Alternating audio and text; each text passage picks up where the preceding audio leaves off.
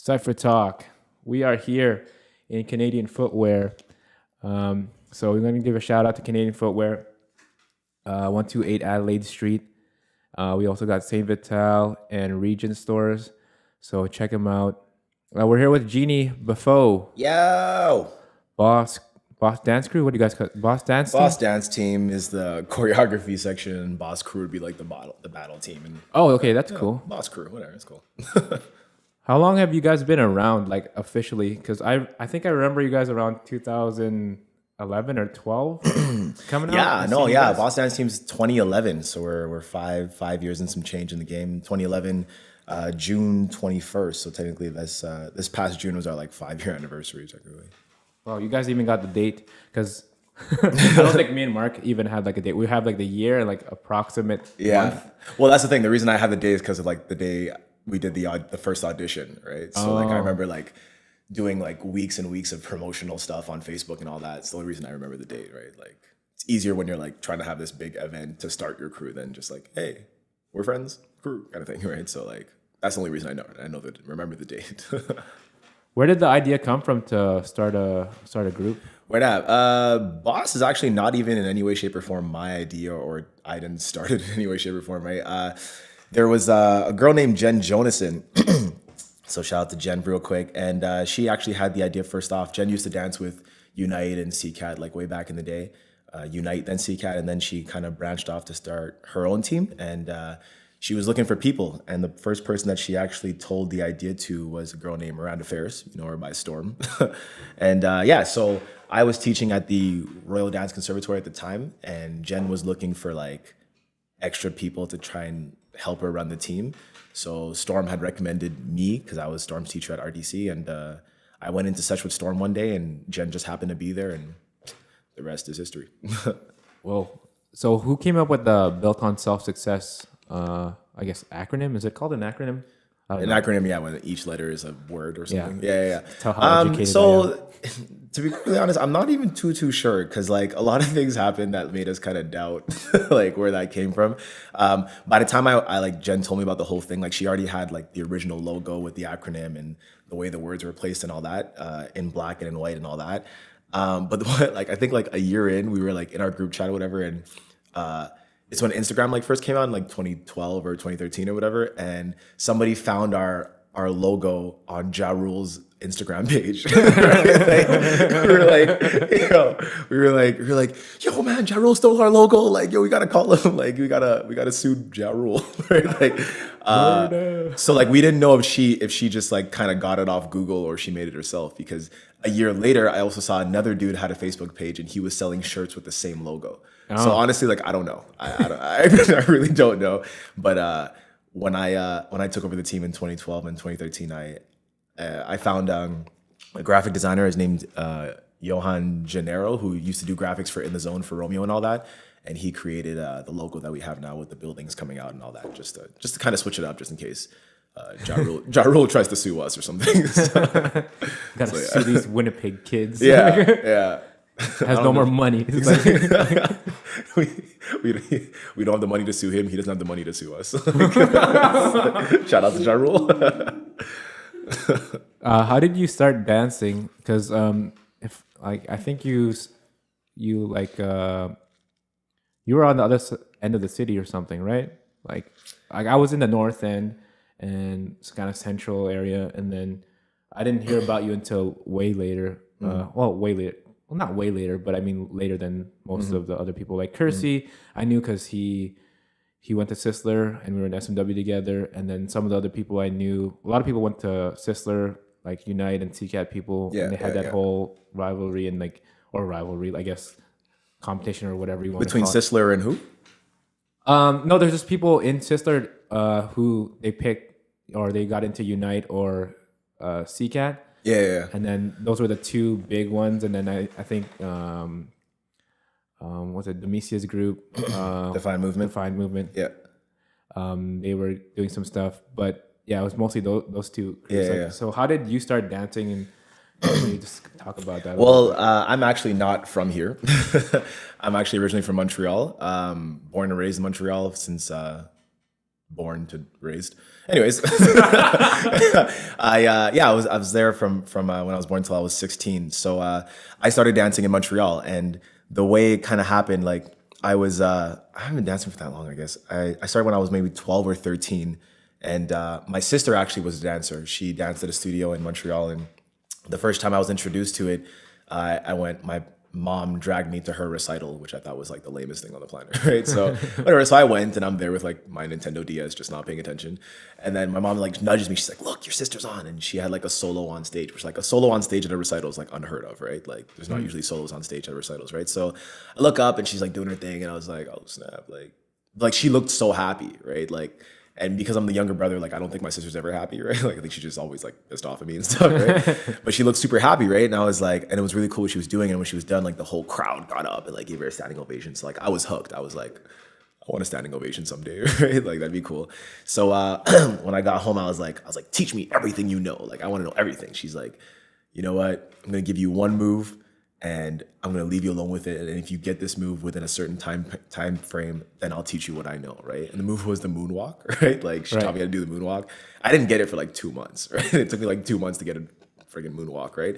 But yeah, I just kind of took it from there. And when I started playing basketball in grade in grade 7, we were at this park, and we were always there on the weekends and like after school, and we would play basketball, and then like during our breaks we would just kind of dance and battle each other and blah blah blah, right? So that's how like I started dancing in Montreal. But then when I came to Winnipeg, I in 2006 I went to Glenlawn Collegiate. Shout out to GCI Lions all day. And I got together with some people for Spirit Week, right? Glenlawn has like a really famous Spirit Week, right? Okay. And the last event of Spirit Week is dance off, where like each grade enters like a dance piece and yada yada yada, right? So they had asked me to be a part of it when I was in grade 10 at Glenlawn.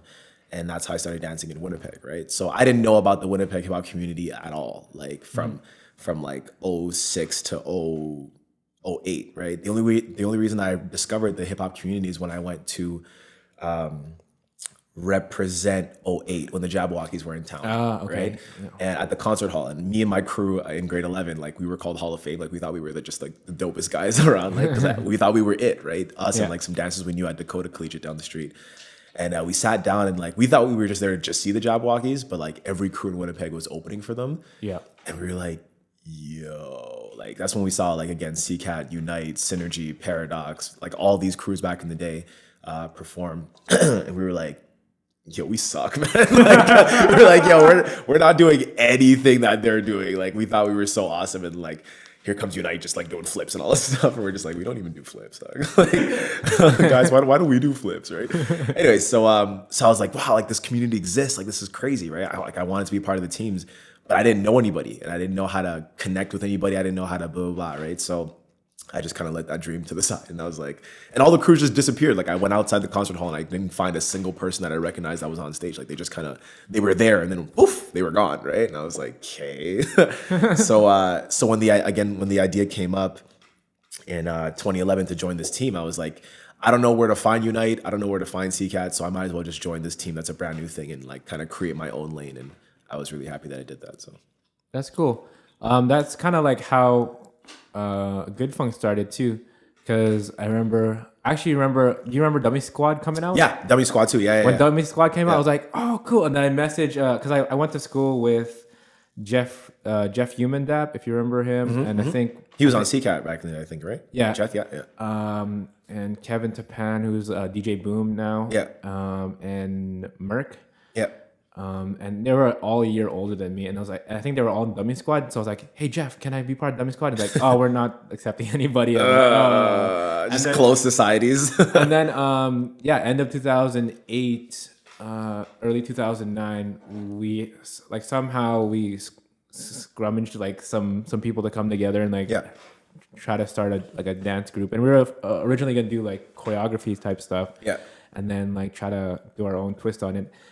And then we ended up, me and Mark ended up getting into the funk styles because of Surla's class. Yeah. And we're like, oh, okay. So then from there we just kept on going.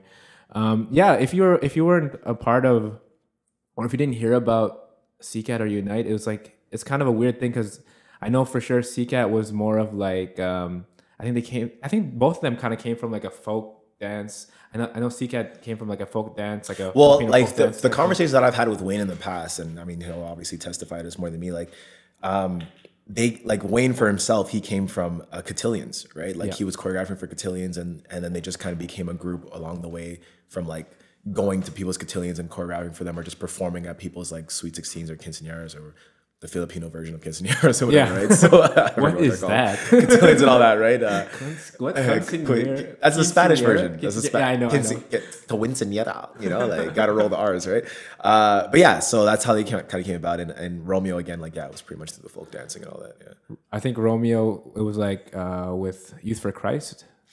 yeah, I he heard taught. that Yeah, he taught YFC, there over a while. and then yeah. it like turned into Big Sky to like, Yeah, and then it turned yeah. into Unite. Yeah. But yeah, like it's kind of crazy to think about those days as like, oh, that's when choreo was on the rise, and like there were so many crews. Like I'm sure you remember just being at Represent. There was like a bunch of crews, and There then was like 20. and Like, then they all disappeared or something. Like, They just dissolved. literally, like from all the crews that I saw on stage in '08, when I was like, wow, Winnipeg has a scene, was like Unite, and like when I got into the scene, Unite and CCAT were the only teams that were still around, right? But that's because, like, in my opinion, over like the history of like the choreo scene, like these crews like absorbed other teams, right? Like Dummy Squad became CCAT, and Yeah. other teams kind of branched off. Like obviously, like Paradox became like a thing of project, or a project, and Paradox became like synonymous with each other and all that. Like, but yeah, like a lot of these teams just got so big that like they just kind of absorbed other things, or just kind of like ate them up, right? Like, right, and then you know CCAT got bigger and Unite got bigger, and then so on and so forth, right? Unite obviously now is, as a crew is not around, like Romeo still has it as an entertainment company kind of thing, right? Yeah. And CCAT's obviously still killing it, right? But yeah, like there were 20 teams, and now we look at it like we have a lot of crews now in Winnipeg again, but like from that moment that I saw it in '08, CCAT's the only team that's left, right? So, Yeah, it's crazy. I think they started 2005 Yeah. as well. But there's been like a bunch of reiterations, like different changes with that crew altogether. Because I remember when they first came out, and I'm like, oh, this is super cool. And then seeing them now, I'm like, whoa, it's like, it's different, right? But yeah, that's how it was back in the day. I remember like, oh, all the cool kids were all part of these crews and stuff, and doing Yeah. choreo and, yeah. and all of that. And that was the thing, right? Because like even at first for me, I was like I was just teaching in studios, and I was like, I knew that these teams were out there, but I was like, man, like why not be a part of something brand new that we can like either take them on or kind of thing, or just like be that new voice, right? Because if not, then it's just gonna kind of be those two teams, and then Yeah, that's it gets right? boring. Like, yeah, It's boring as hell. It's like, oh, it's okay. It's gonna be one or the other. Like, Yeah, okay, yeah. So eventually, there has to be more teams in the community, and there has to be more options for even other dancers, right? Like, Yeah. you know, I like without auditions, a lot of these teams become closed societies, right? Like you can't just waltz your way on to CCAT, or you can't just waltz your way on to any team, right? Like it's really it always comes down to like who you know and if you can kind of get your foot in the door, kind of thing. But and without enough teams, then it's always going to be that way, right? So it's we're in a good position. Well, it's always good to have an option for different variety, and like, okay, maybe like this particular cruise style better than the other, or whatever your preferences are. When was freestyling? When was freestyling for you became like a focal point in your dance group? Because I knew there was a point where like you guys were doing choreo, and like you're doing choreo, and then after a while it's like, okay, we saw the choreo, but you guys doing freestyle stuff. So when was that like more emphasized? Well, for me, like freestyling was how I started dance, right? Like for me personally, I didn't start choreography till I got to Winnipeg, and B like started teaching in studios and was co-teaching when I first started teaching. So my first time really learning choreography was like in 2008, when I've been dancing since like 04 or 03 or whatever, right? So I knew that for me personally, like it's so important to know how to express yourself and to know how to dance on your own, right? Rather than always waiting to be told how to do something. So stepping into a leadership role, like it got me to where I am with dance, and I wanted every other dancer around me to kind of experience that, right? So before I guess took over B.O.S, like it was obviously designed to be a choreography team to compete with everything else and the travel and blah blah blah. But through taking over the team, like I was like, my biggest thing was I realized what was missing in the community in regards to the choreo teams, right? So like I would see all these other crews out there, and I'd be like, you know, everybody's super dope at choreo, and we can obviously do that, but what else is there that we could do and we could take advantage of, right? So it was in 2013 that I made freestyling like a huge focal point for for B.O.S, right? I was like, our practices are pretty much like 75% freestyling and 25% choreography if we have a show coming up, kind of thing, right? Right. So like our training drills, it was like we'd like all go in a circle and just kind of freestyle back and forth. We do one-on-one battles, mock battles, all that stuff, right? So I wanted B.O.S to be like the first choreo and freestyle crew that Winnipeg has ever really seen that really equally does both, like in the same scene as the other choreo crews, right? So, and then like I thought it was cool. Like we in 2014, I did this thing where I was like, we're gonna put up an Instagram video every Friday, right? Like all of us, right? Like we're gonna put up a little like back when you can only put 15 seconds on Instagram, right? Like not like the whole like 1 minute where you lose attention. Anyways, right? What the hell's going on? This is too long. Exactly, right? Yeah, I called it hashtag Be Freestyle Fridays, just for like being free, right? And we all put up our little videos and blah. And again, just like getting all the dancers on the team comfortable with freestyling and all that. And I think we did a good job of that. Like it created the avenue for a lot of people to accept themselves as dancers, whereas the choreography world can at times either like really build you up or totally break you down. Where if you're confident in yourself and you know that you always have your own skills to fall back on, then nobody can really tear you down. And I wanted to make sure that all my dancers had that. Right? So, well, I think you don't get enough credit for that because it's tough. It's so tough to get people who are set in that studio choreo mindset to be like freestyle. Oh, freestyle? What? Oh no, I'm scared. I don't know what to do. Right. So that, and I appreciate that a lot. And honestly, like I'm not even gonna lie, like it's been really, really hard to do that, especially in the studio scene, right? Like, and I've had kids run out of my class crying over like a cypher, right? Like I've had kids crying, I've had kids like sit down and pout, like I've had it all, but fighting through that, I've also had those same kids come back and try it slowly by slowly. And now like there's some kids that I can't pull them out of the cypher anymore, right? They're just like in there forever, right? Like, but no, even when I teach adult classes, like I bring that same energy into my adult classes. Like all my adults, like at some point in time, break it down. And I remember having a talk with Kelvin a couple of years ago, and he asked me, he's like, how do you do this? Like, how do you get all of these kids or your dancers to do that when I can't even get like the girls on project to freestyle for even a second, right? And I said, take it small, right? Like build up with tiny things. Like even now in B.O.S practices, we'll take like 2 moves, right? Take like a Roger Rabbit and a Reebok or whatever, right? And just kind of do those 2 moves back and forth. And all of a sudden, like you have a round, right? Like it's 2 moves, but it's something, right? So over the years, I just kind of built it up that way, which is like, I'm not asking you to just jump in there. I'm going to play a song and then impress me kind of thing, right? Like I'll give you the small tools here and there, and then you kind of take it where you want to take it. That's an interesting thing you say there, because I was talking to Jameson from Vancouver. He's a popper who dances with Groovy G's, and he's like, "Oh, how do you get people to cypher more and stuff?" And his method was to like have them pair up, and then one person does like an 8 count, just an 8 count, and then after that 8 count is done, then the other person does an 8 count. And I was like, wow, that's pretty simple. I mean, if you're and on top of that, with what you're saying with putting like, I'll give you a few tools. Here's like one vocab move like Roger Rabbit and then a Reebok. Okay, now you can kind of play with it a little bit once you know how to do it, right? I think those 2 things combined would actually like really help, because I was talking about that today with the 8 count method. It's like, I'll go 8 count in, 8 count to stop, 8 count in, and I just keep on switching back and forth. And I thought it was interesting that you said that, like, oh, that's a really cool way, other than just like, oh, just do freestyle, go, and like it's hard to put them in a direction when you do that.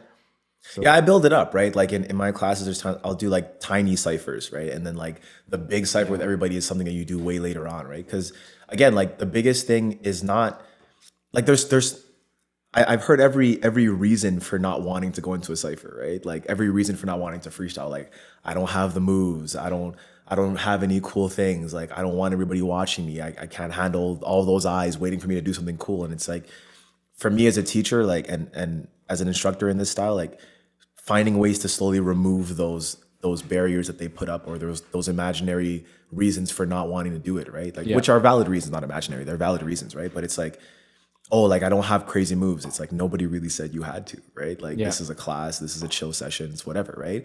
Oh, I don't want all those people watching me. Then you got to make the cipher a little smaller and kind of build up from there, right? So whatever reason that they give, I've over the years found several techniques, just like the one you said, just kind of make people comfortable and remove that fear that each individual has into a tiny cipher, and then moving their way up to the big show. That's a really cool mindset too, because you're kind of enabling them to flip their attitude on why they dance. Yeah. Like why they enter a cipher or something. Because it's like, okay, there's a negative. Okay, let's flip it to a positive. There's another negative, and you keep flipping it, and then eventually they're like, oh, okay, it's positive, and then they get into the cipher. So that's another thing that, I mean, usually when you have teachers, they just teach choreo, and there's like nothing else to that, right? But it's so easy to do that in studio culture, because that's all they're there for. Like the main purpose of those studio classes is get choreography done and then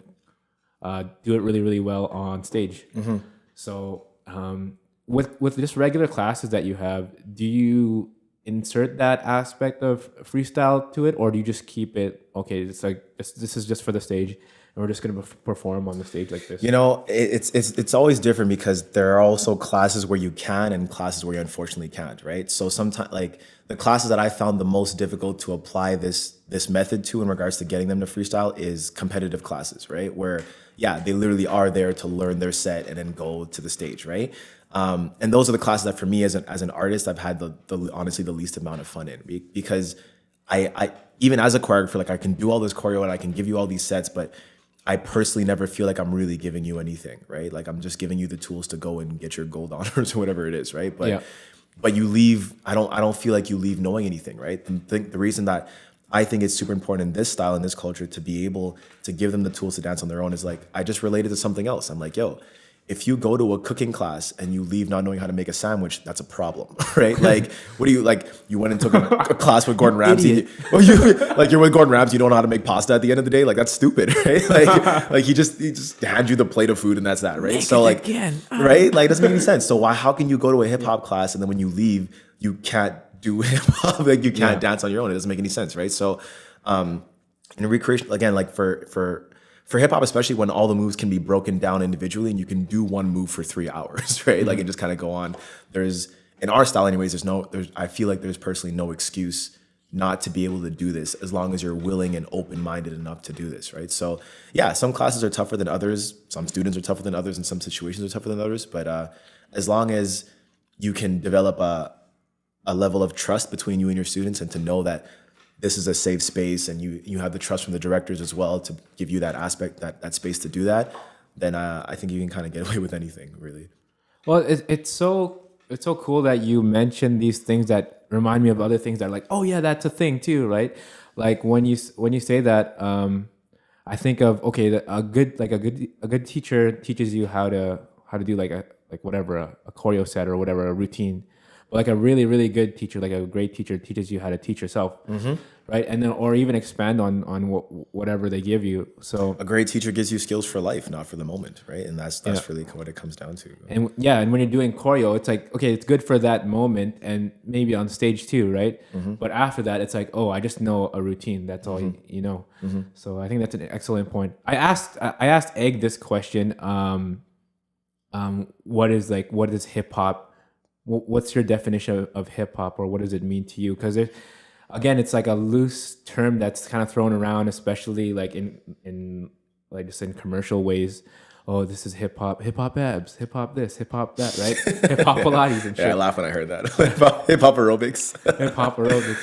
Yeah, what's your definition? Because like I've come to develop my own opinion on, okay, this is what hip hop is. I've heard Luna C talk about like what hip hop dance is. Like, what is it to you, and how do you describe it and explain it to somebody? Like, oh, what is hip hop dance, or what is hip hop?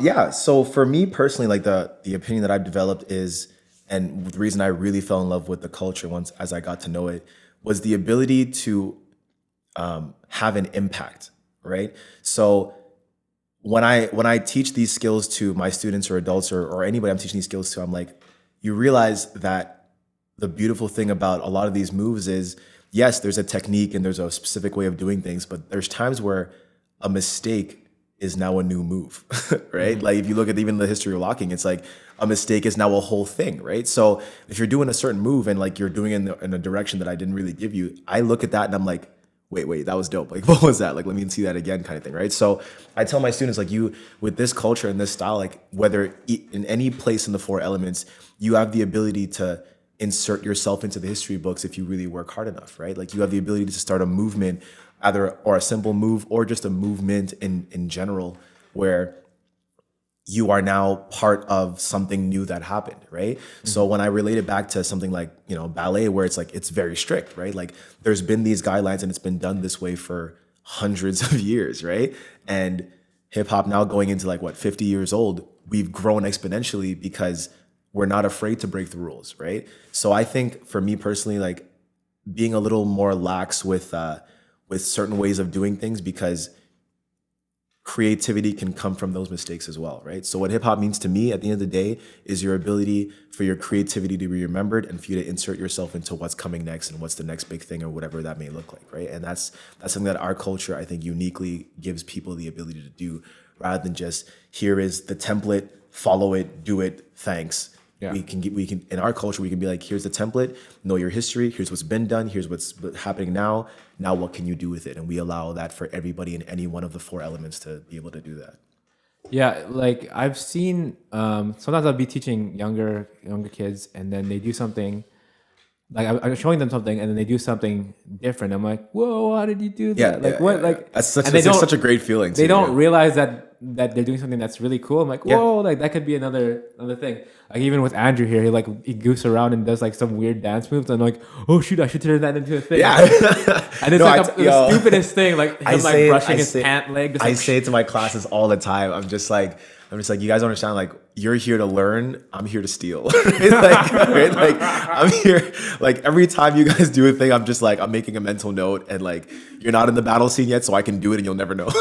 Right? Like, that's mine now, right? So like, but that's cool. It's like, there's this thing in artistry where it's like, there's a saying that's like, steal like an artist, right? It's like you get you understand the foundation, you understand the history, and now you take what you like and you create something brand new, right? To the point that it's not biting or anything like that. As long as you flip it and create something new, like, now you're like this guy who began this thing. You know what I'm saying? So that's hopefully what I hope to do at some point in my career, if not already. Have you ever been called out on biting anything? Because I feel like it rarely happens nowadays. Like, I mean, maybe on YouTube people will be like, oh yeah, I saw that move or something, but nobody is gonna go up. Like, there's not many people who go up to you and say, oh, you know what? I actually, I think I have. I definitely have.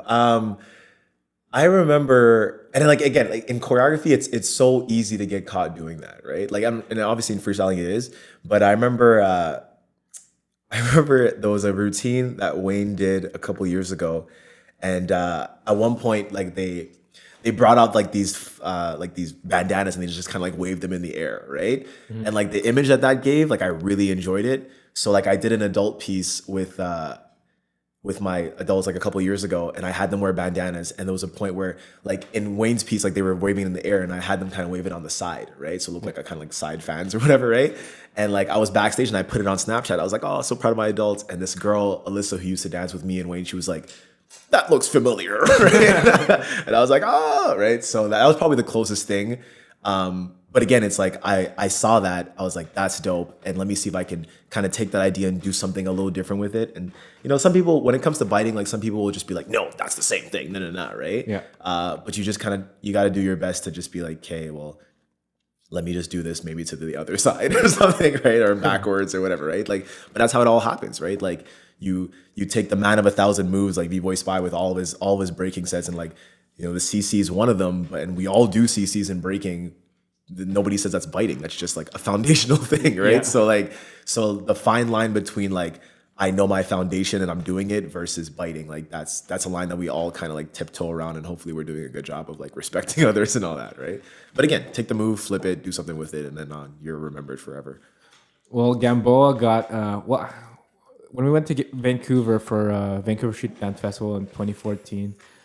Gamboa called out this one b-boy for biting a move or something. Of his? Not his. I think it's somebody else. Okay. And then I didn't see the whole thing, but I saw what happened after. Because he's like, oh, it's a biting thing or whatever. And then the guy's like, okay. And so they started battling. But then it was just Gamboa, like the only Winnipeg b-boy there, right? So it's Gamboa versus these Vancouver guys, like all of one crew, and they're just like battling. It would look like like he was Like 5-on-1 kind of thing, or yeah, like, yeah. It was like a handicap match, and then they kept going, and then this is the reason why they missed out on recording my one round in the competition, in the contest. Yeah. And then I come back. I'm like, it's like there's 2 rooms, so I went into the other room. I'm like, what the? Why is Gamboa battling all these guys? And then he totally got, and it kind of got heated, and I was like, oh.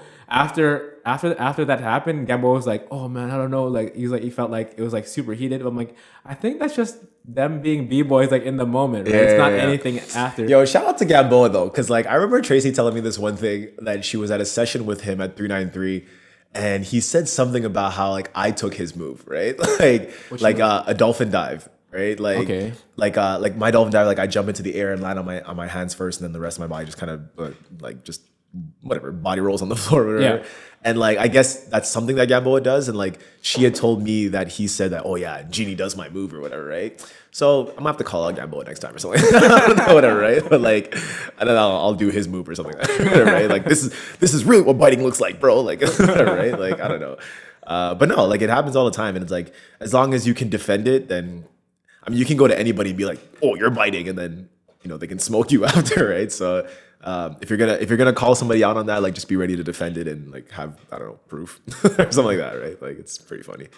B-boys are super hardcore with that though. Like they could get really heated on those.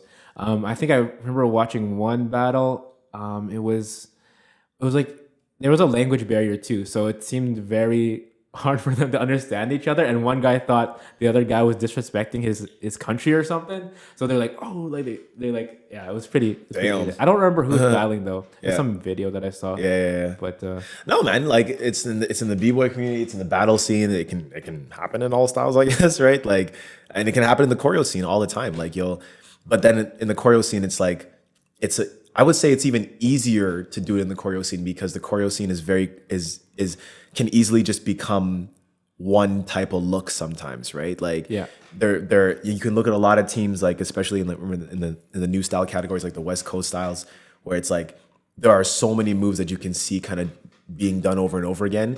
And I don't think anybody calls it biting. They just like there's just like a thing, there's a style, there's a way of doing choreo like these days or in the last couple of years that everybody kind of just gels off of.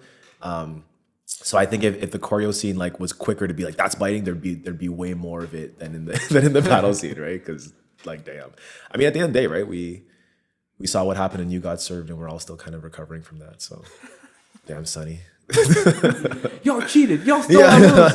That's your move right there. That's your move right there. Let's talk about how influential that movie was, because for our generation, how old are you again?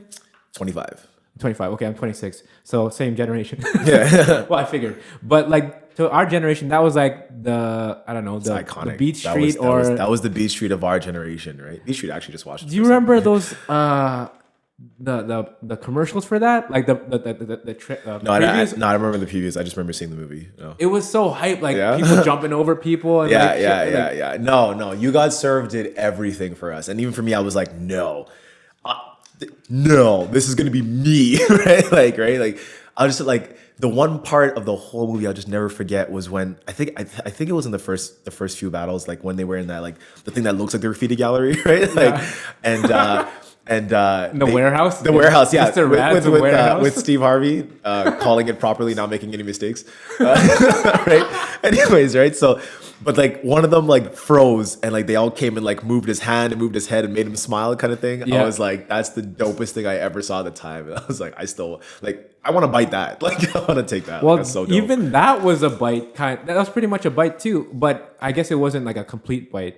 It's still a bite. Whatever. Everybody bites. Yeah. But I guess it just depends on how you do it. No, they bit that from the Lockers. If you ever see the Lockers do it, they have a bit where Slim the Robot is like doing the robot. He freezes and somebody picks him up while he's still in that pose. Oh, okay. Yeah, and then they do the same kind of thing, except they kind of just mold him, right? Yeah. Okay, well, there we go. But in the opening scene, though, like they had a head spin in the opening scene. Yeah. Like the first like right 5-10 minutes of the movie, I'm like, oh, okay. I'm good. I could probably leave right now Yeah, and be like, yeah, I'm yeah. good for a while. No, man. Again, it came out and we like again when I was in Montreal, we tried our best to recreate it all the time. Like one of my homies would bust out and do the crip walk like over and over again, right? Like all of us in the back would be like, and just kind of roll side to side. I'm The doing it, jig, the like, jig. Hey, yeah, all that, right? Like, no, it was so dope, right? Like, even like the one move that I do in my sets that I got from that movie, a bit from that movie, whatever, was just the knee glides, like just side to side, like. They do it in like the very last battle on like the nice floor when Little Kim is judging or whatever. Yeah. Like, yeah. Like I saw that movie and I was like, and I taught myself how to do that because I was like, I thought that was the dopest thing, and I still do that today. So There's so many things from that movie though, like whatever Wade's crew when that white dude, I forgot his name though. with the spiky hair. Yeah. Well, the white dude does that float thing on the black floor. Yeah, yeah. He uses his pants and like I was like, still don't understand that, right? Like, I think he uses his pants, but like Yeah, it was a cool illusion. The yeah. slow motion thing, slow motion head spin. where Crumbs is doing like I don't even know what he's doing, like a flare or something. No, not he's, a flare, he's doing like windmills. he's doing a slow motion windmill and then like slow halos like at the time, whatever, and then into quick head spins and all that, right? Which even that again, like when I was teaching at 393 once and I was teaching a piece, whatever, and like Majo and Arbin were all on the side and I brought Majo in and I made him do that and we all kind of moved slow motion around it, like just for fun, right? Like, cause it's like Majo can do that, so might as well do that, right? Like, but even him, like you'll see Majo do slow motion windmills and all that. Like, I don't look at that and go, oh, he's biting you, God serve, he's biting Crumbs. I just look at that like, yo, you can do that. Like, that's dope, right? That's like, cool. Did you ever dance in the rain? My anxiety. That song, that was so intense. Did I ever dance in the rain? I'm sure I did. Papa Roach? I'm sure I did. Yeah, I'm sure I did, right? Like, I don't know, you do it once, you get pneumonia, you never do it again, right? Like, it's like, I'm not about to do this thing. I'm like sick for 3 weeks after it. I can't be doing that all the time. Like, Yeah, and for some reason too, I thought when Elgin's doing those bicep curls with the barbell, I was like, oh, I think I have to start doing that now. Maybe I'll start dancing. you gotta do bicep curls. I gotta start playing basketball with my shirt off. Like I gotta start doing everything that they do in there, right? I gotta like, put money in my sock. yeah. Gotta start wearing wristbands and hats backwards. But yeah, a lot of cool dancers were in there. Dunok was in there. Yep. Flowmaster was locking in there. That's like the first time like Wade Robson, like Wade Robson choreographer, yeah. was in there. Even like, huge. oh, what's his name? Oh, I forget his name now. The tall black guy. He's the choreographer for like all of those movies. No, his name escapes me. I'm very sorry. We'll take a pause. And I'll get There's Shane Sparks Shane Sparks is there. Yeah, in yeah. there. He's like, who else is in there? Like there's the B2K guys are obviously in there. Yeah. But yeah, it was It was dope. It was dope. intense movie, and then that's when the whole dance flick movie genre kind of came Yeah, out. yeah. And like back even again. look, honestly, the way dance movies have become, like even with Step Up, like you look back at You Got Surf and you're like, did You Got Surf have the best acting out of all of this? Like it's like I don't know what it was, but even like even the last Step Up movies, you're just like, damn, like they're really not trying anymore. like the dance is all hype, but like the storyline is like, what am I even watching? Like what? Yeah. How many times do you have to work towards this competition that's happening? Like everything is like, yo man, like it's coming up, $1,000 grand prize. Yo, we gotta do it, right? Like it's like the same thing every time, right? Like, That's not reggaeton. yeah, That's yeah. not reggaeton. It's almost like like I last night I watched the new X-Men movie, the Apocalypse one. I watched that last night, and like the X-Men movies or the superhero movies and the dance movies have this thing in common where they always have to go look for that one person that's not a part of the team yet or used to be a part of the team. Like in every X-Men movie, they have to go find Wolverine because he quit a long time ago. Like they have to go get Magneto to come back. Magneto's like, no, you're wrong, Charles, and all this stuff, right? Like, right? But in dance movies, it's like, yo, man, it's coming up. We gotta ask Swift to come back to the crew, right? Like, blah, blah, blah. Like, it's always that same thing, right? So, like, even for me, like on B.O.S., I'm just like, yo, man, like, we gotta go back and get James, like like we gotta go and get him to do this thing. It's like, why he's is it into always that the same spiritual thing? stuff. Yeah. James is into finger painting now. Like, it's like, and then the next scene is like going to his place, and he's like, "I gave that up, Genie," like, and he's doing finger painting. It's like, what is going on? Why is it always he's just all peaceful, like playing classical music in the background? Like, I don't know. It's just like always the same storyline. I'm just like, hey, let's skip that and just like if I could control it when I'm in the theaters, I'll just skip to the battles because that's all I'm here for. I'm not here for like their like romantic dance and first kiss and all that stuff. Like I don't care. Like, too much. Oh, that was a good movie. What was the other movies that came out? Like Stomp the Yard. Stomp the Yard was dope too, man. Like he's like, why don't you join the step team? He's like, nah, pussy step.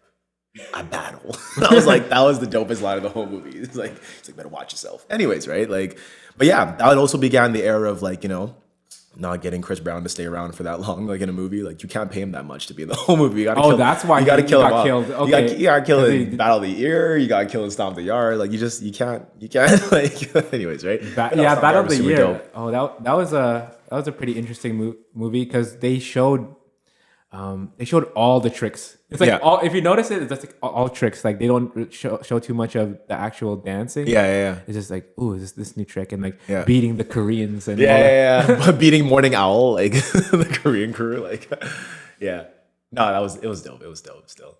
Stomp the Yard had like tight eyes. I think that's the first real time I actually saw tight eyes cropping, and then they did a different.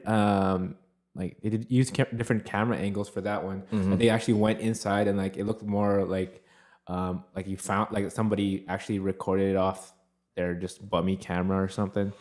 Like it felt more intimate, I guess. Yeah. And the cool part about that movie was when the main character, what's his name? I don't even know what his name. Columbus something. Short. Yeah, Columbus Short. Yeah, where he like takes all those guys' dance moves and like flips it on them or whatever. I still dream of doing that in a cipher. Like I still dream of like showing up to a cipher and like going up to everybody and be like, just go up to you and do a thing, and then go up to Gabo and do a thing, and go up to Nacho and do a thing. Like that's still the dopest thing in the world to me, right? Like he jumped from like the roof to get onto the stage and then just started destroying everybody, right? Like, but no, it was still really cool, and like. That was to the Walk It Out song, right? Like, Walk It Out. Yeah, really made that song dope. But yeah, no, everything about that movie was just like super dope. Do you remember when All Styles started coming about? Because to me, it's kind of like it's a little bit hazy. Like right now, like it's always All Styles, right? Well, most of the time. But do you remember when that started coming out or becoming popular? That's a question for the man who I believe to have started it, like Bob. Like for me, I went to my first All Styles battle was in 2012 when I entered with Storm and Shaq. It was a one-on-one. It was a Believe the Hype one. I think Believe the Hype. Was it at Graffiti Gallery? Graffiti Gallery, yeah. I think it was like Believe the Hype like 1.5 or something, whatever. And yeah, it was back in 2012, and I don't know if it was his first one or he had started years before, but that was my first one, and like that one again was like huge for me. Like you spend all this time practicing with your crew and doing all that, and like sometimes you get an ego. You're just like, yeah, man, like I'm super dope. And then you show up to an All-Stars battle and you're just like, damn, like I'm not even close, right? Like I went, my first one, I was lucky enough, whatever, to get to like the semis. And when I got to the semis, I just got like just flattened by Egg, like just destroyed by him, right? Like just put my place. And I was like, and he did a thing, he did a move, and like everybody, like all the PBC behind him just like lost their minds, right? And I was like, wow, I just lost. Like, so yeah, that kind of started back then for me. I don't know if there was some behind before that, but now obviously like it's taken a life of its own. It's like one of the biggest things in our city, if not one of the only things in our city now in regards to events, right? For our community anyways. It's like in the zone, Peg City, and All Styles battles now. So are you guys is like your crew gonna start like a choreo competition type thing? Because I know in the zone is going to be ending after next year, right? And then that's actually I'm actually really happy you glad you asked that, because me and Angel are starting the newest choreo competition, and we're actually combining both worlds, right? It's actually happening next month on August 27th. It's called Nothing But Fire, and we basically wanted to combine like the choreo people with like the b-boys and all the battle people, right? So the event itself is separated into 3 rounds, right? So the first round is like 2.5 minutes max of just choreo, like just you and your crew showcase to the judges like what you do for choreo. And if you make it to the top, like we go from like the 13 teams to the top 4, and then the top 4, 2 teams kind of go head to head to one track, right? Like they just kind of battle back and forth to one track. The judges then pick like a regular battle. Then the finals is like the DJ takes over and it's like a 10-minute battle full out, right? Because it's funny, actually, Angel, like when I was talking to him and we were on it, and he was like, yeah, I want to do this thing. And I was like, okay, here's an idea. He's also addicted to You Got Served. Like he loves that movie so much. And he's like, how can we make something that's like close to that, where like the crews come out and they clearly kind of know what song it is or whatever, blah, blah, blah. Yeah. But they're able to like have like create like little moments and like, oh, everybody separates to one side and one guy kind of comes through the middle. Like, how do we kind of bring that into like the choreo competition mode where, you know, sometimes you're just like, you look at choreo competitions and it's like everybody showcases their piece, but like there's no head-to-head action, right? Yeah. There's no you really proving yourself to the other team. There's just like the judges went, yeah, your set was doper and that was it kind of thing, right? So we're gonna try and combine both, right? And trying to get like all the choreo cats from like the C Cats of the world and the projects of the world to combining with like the Flow Fanatics and the Gago Brothers of the world and all the All Styles teams and blah, blah, blah. And trying to get us all under one roof to begin with, and also getting more head-to-head action. Like why can't, you know, Bad Kids with my group compete against Gago Brothers and see who really has the juice, you know? So that's what's gonna happen now. Well, that's cool that stuff is happening because there's, I guess, back in the day from what I hear, like OGs talk about, battling people, like it was a common thing. It wasn't like calling out people or whatever. It's like playing like a one-on-one pickup basketball game or whatever, right? But like for some reason now it's not as socially acceptable to do that. I mean, you could do ciphers and stuff like that, but it's not, like, people don't call out people anymore, and I don't think that's helping people grow. I mean, there's obviously a good a good way of doing it, and like there's obviously a bad way of doing it. Like, you fucking suck or whatever. Let's battle or whatever. But yeah, I think that's a cool thing that you guys are doing. Is that going to be at Live Dance Center? No, it's okay. Well, I'm actually a little confused. It's like when we spoke at first, we were thinking about just like building a stage in a warehouse somewhere, right? Like really building it from scratch. But I honestly have to have a talk with him about what's going on with that, right? But if it's at Live, then it's at Live. If it's not, then it's not. We'll have more details on that because it says Live on the event page, but then when you go into the description, it says location TBA. Okay. So it's kind of weird. I'm like on the podcast right now, not knowing my information, but like have it at Wheelies, man. yeah, I've been dreaming of of seeing like a jam in Wheelies. Where's that? What's that? I think it's on. Is it on Logan or something now? There's only one Wheelies. It's like a roller rink. Oh, okay. Yeah, Okay. Yeah, I don't know I'll how look the into that audio then. would be in that. Like, I know they play music while people Yeah. Well, I mean, we'd bring the audio. We just need a plug, right? So like we'd bring the speakers and all that. But I don't know. That's dope. I'll look into that. That's dope. But yeah, you know, like in regards to what you were saying, in regards to like calling out people, like I'm a little mixed on that. Because when you create an atmosphere that's like, yo, you better come correct and all that, then it also limits how comfortable some people feel to actually try it. Yeah. But then if it's all like, you know, jokey and games, then it limits how good some people can get, right? So I think you kind of have to have a delicate balance of the two, where it's like you're inviting people into it, and then once they get settled, then like once they're like maybe showing their face a little more, then you can take them on, right?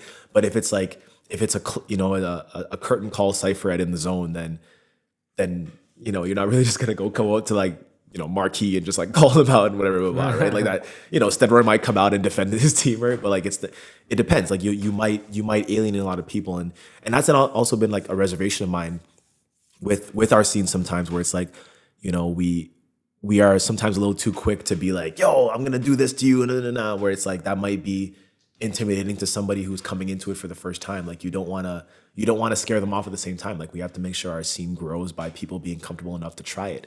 So if we're like, oh man, like there's not enough battlers at jams, like we have to take responsibility of that sometimes, where it's like there might not be people signing up, but are we also, because we're like, yeah, if you come, I'm gonna smoke you. Like, you know, like I don't know. I feel like you have to find a delicate balance of like encouragement, and then when they're ready, then you can like kind of throw cocks and stuff and whatever. How rude.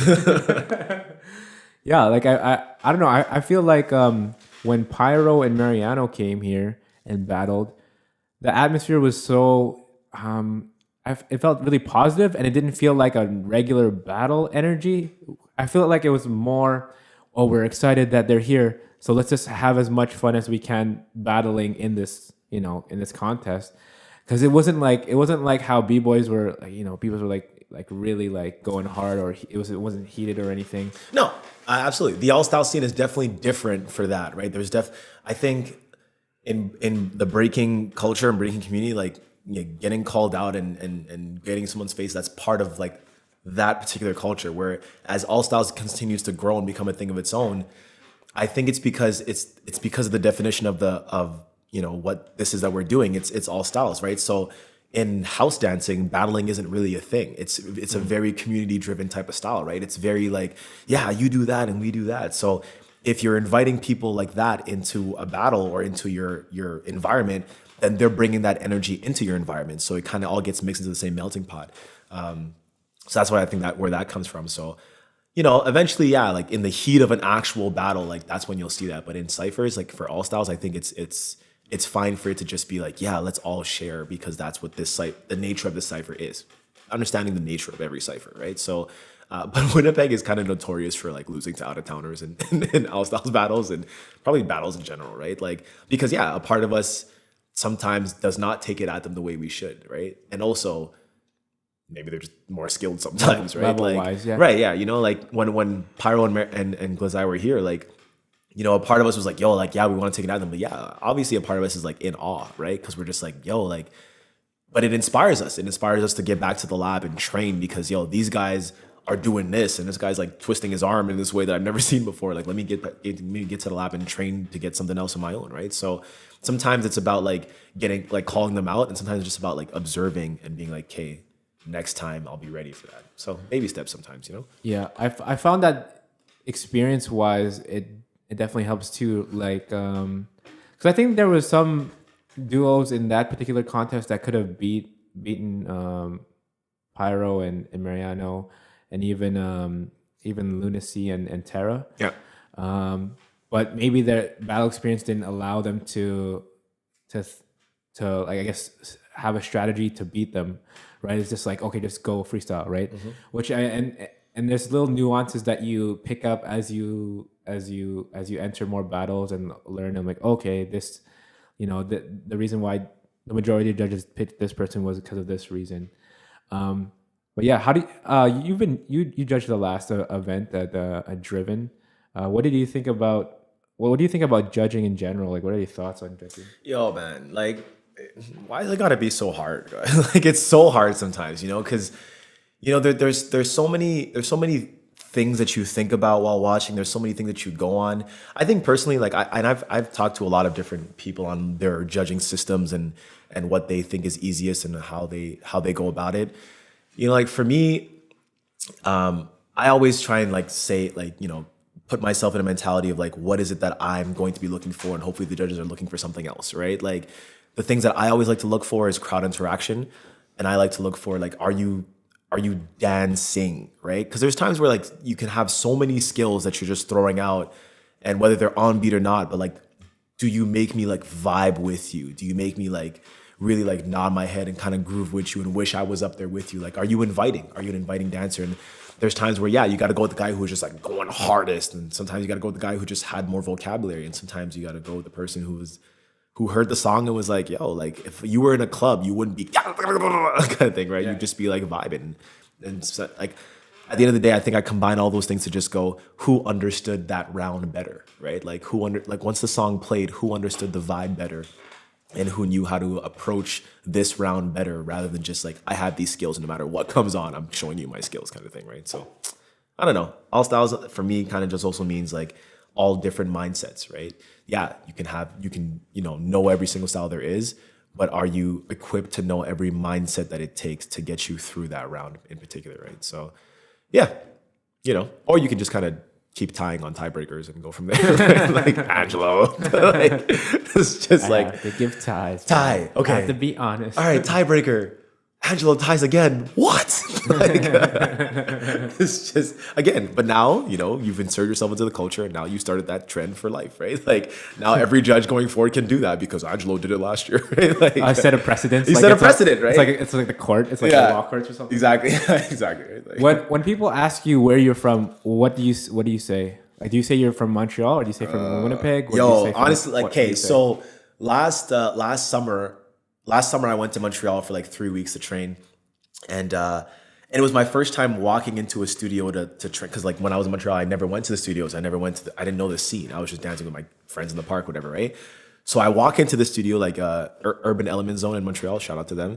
and take this class and like whatever gets legs, blah, blah, blah. And they're just like, yo, like, where you from? And it was so weird to figure out what to say, right? Because if I say I'm from here, then they're like, why didn't you ever came? But if I say I'm from Winnipeg, I'm not from Winnipeg, right? So I just say like, you know, if somebody asks me here, I say like, I'm originally from Montreal. I live here. If I'm in Montreal and somebody asks me, I say like, I'm actually originally from here, currently based in Winnipeg, right? Like, so it's tricky when you have like permanent status in both cities, right? Like I have like I have a passport for both countries, but no, like it's just like yeah, I'm born and raised in Montreal. Like I got south side of Montreal, LaSalle running through my veins, you know. But I'm based in Winnipeg and have become what I have become through the Winnipeg scene, right? So.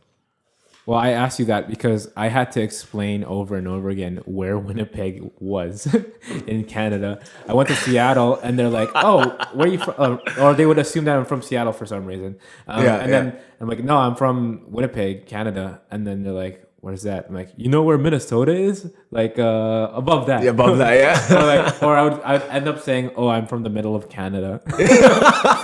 Just to make it simple. Just a giant middle of Canada. Yo, but straight up, like I remember I was 16 and my dad comes up to me and he's like, "Hey, so you know, I got the job at the University of Manitoba and we're gonna be moving to Winnipeg." And I was like, what's that? Where is that? Right? I was so confused. He's like, "It's in Manitoba," and I was like, and what exactly is that? Right?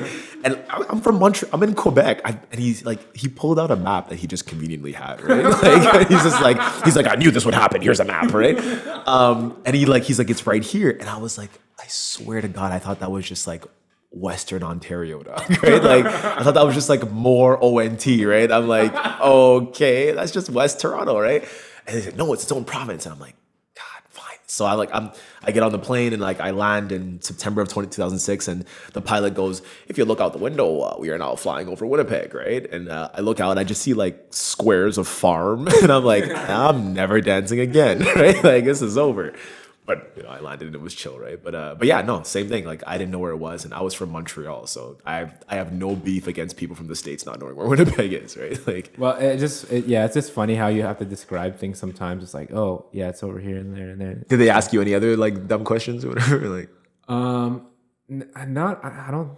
That was like probably the dumbest. That's the one I remember the most. Okay, but yeah. I went out there and I guess I shouldn't have been surprised, but I was surprised that there was like I guess there's a Filipino scene out there, but I guess they're everywhere now. They're everywhere. But it's not far from Vancouver, dog. So they're pretty much everywhere, right? Yeah, Like, it's true. Because I was wearing like a Filipino shirt, and somebody said like, "Oh, hey, man, you're Filipino." And there's one guy who looks straight up Filipino. Like if you saw him, like Andrew, if you saw this guy, you'd be like, "Yeah, that could be like your cousin or something." Like he looks so Filipino. I'm like, "Yo, man, you look so Filipino. I don't even know what to say." yeah. But we're at. Yeah, they're pretty much. Yeah, I mean, almost like every culture is everywhere too. Like my parents are from Ghana, West Africa, right? And they say the same thing. Like, what are you talking about? Ghanaians are everywhere, right? They're just like, yeah, Filipinos are everywhere, Asians are everywhere, white people are everywhere too now. So like, it's like, you know, if the plane lands, then we're all wherever the plane lands, right? Like. Coming soon to Antarctica, Filipinos. Right? Like that is so trippy. Filipinos in Antarctica. What other stuff are you into other than dance? I am a huge like junkie nerd, and like I'm super addicted to American political news, right? Let's talk about that. Right? Like I follow it religiously. Like I follow a YouTube channel called The Young Turks. Shout out to Young Turks. And Secular Talk and a whole bunch of Kunker or whatever what his name is? Cenk Uygur. Anyways. Yeah, whatever. Kunker. I don't know. It looked like a bunch of like consonants. And I'm like, is your name Angelino? Like, it's like, anyways, yeah. So no, I follow it religiously. So like, if I'm not choreographing or preparing or dancing or whatever, like I'm just on the couch, just on CNN or. Wait, who's that? Who's that like Armenian chick that's on Anna Kasparian? Yeah, Anna Kasparian. Whoa, hello. Yo, yeah, she's it. Oh. Okay. Anyways, I'll never meet her. That's never gonna happen. Just have a moment. It's like my fantasy. Like, oh, I'll just somehow meet her. I'll blow up somehow. And yeah, you know what? That's the thing, man. And that like there'll be a video where she's on it, blah blah blah, and you're just like, okay.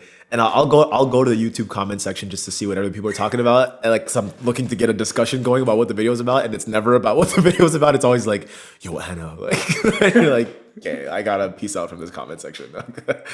Anyway, who do you think is gonna win the election? in the U.S.? Yo, honestly, okay. So let's just do a quick breakdown. This can go either way. I really think it can go either way because right now, like Hillary Clinton is in big trouble in regards to millennials, right? Like she had this stupid like line the other day where she's trying to appeal to younger people, and she was like, like we need to create jobs with the tech companies, and so I don't know if it's gonna take like Pokemon Go, but we should make people Pokemon go to the polls to vote, and you're like.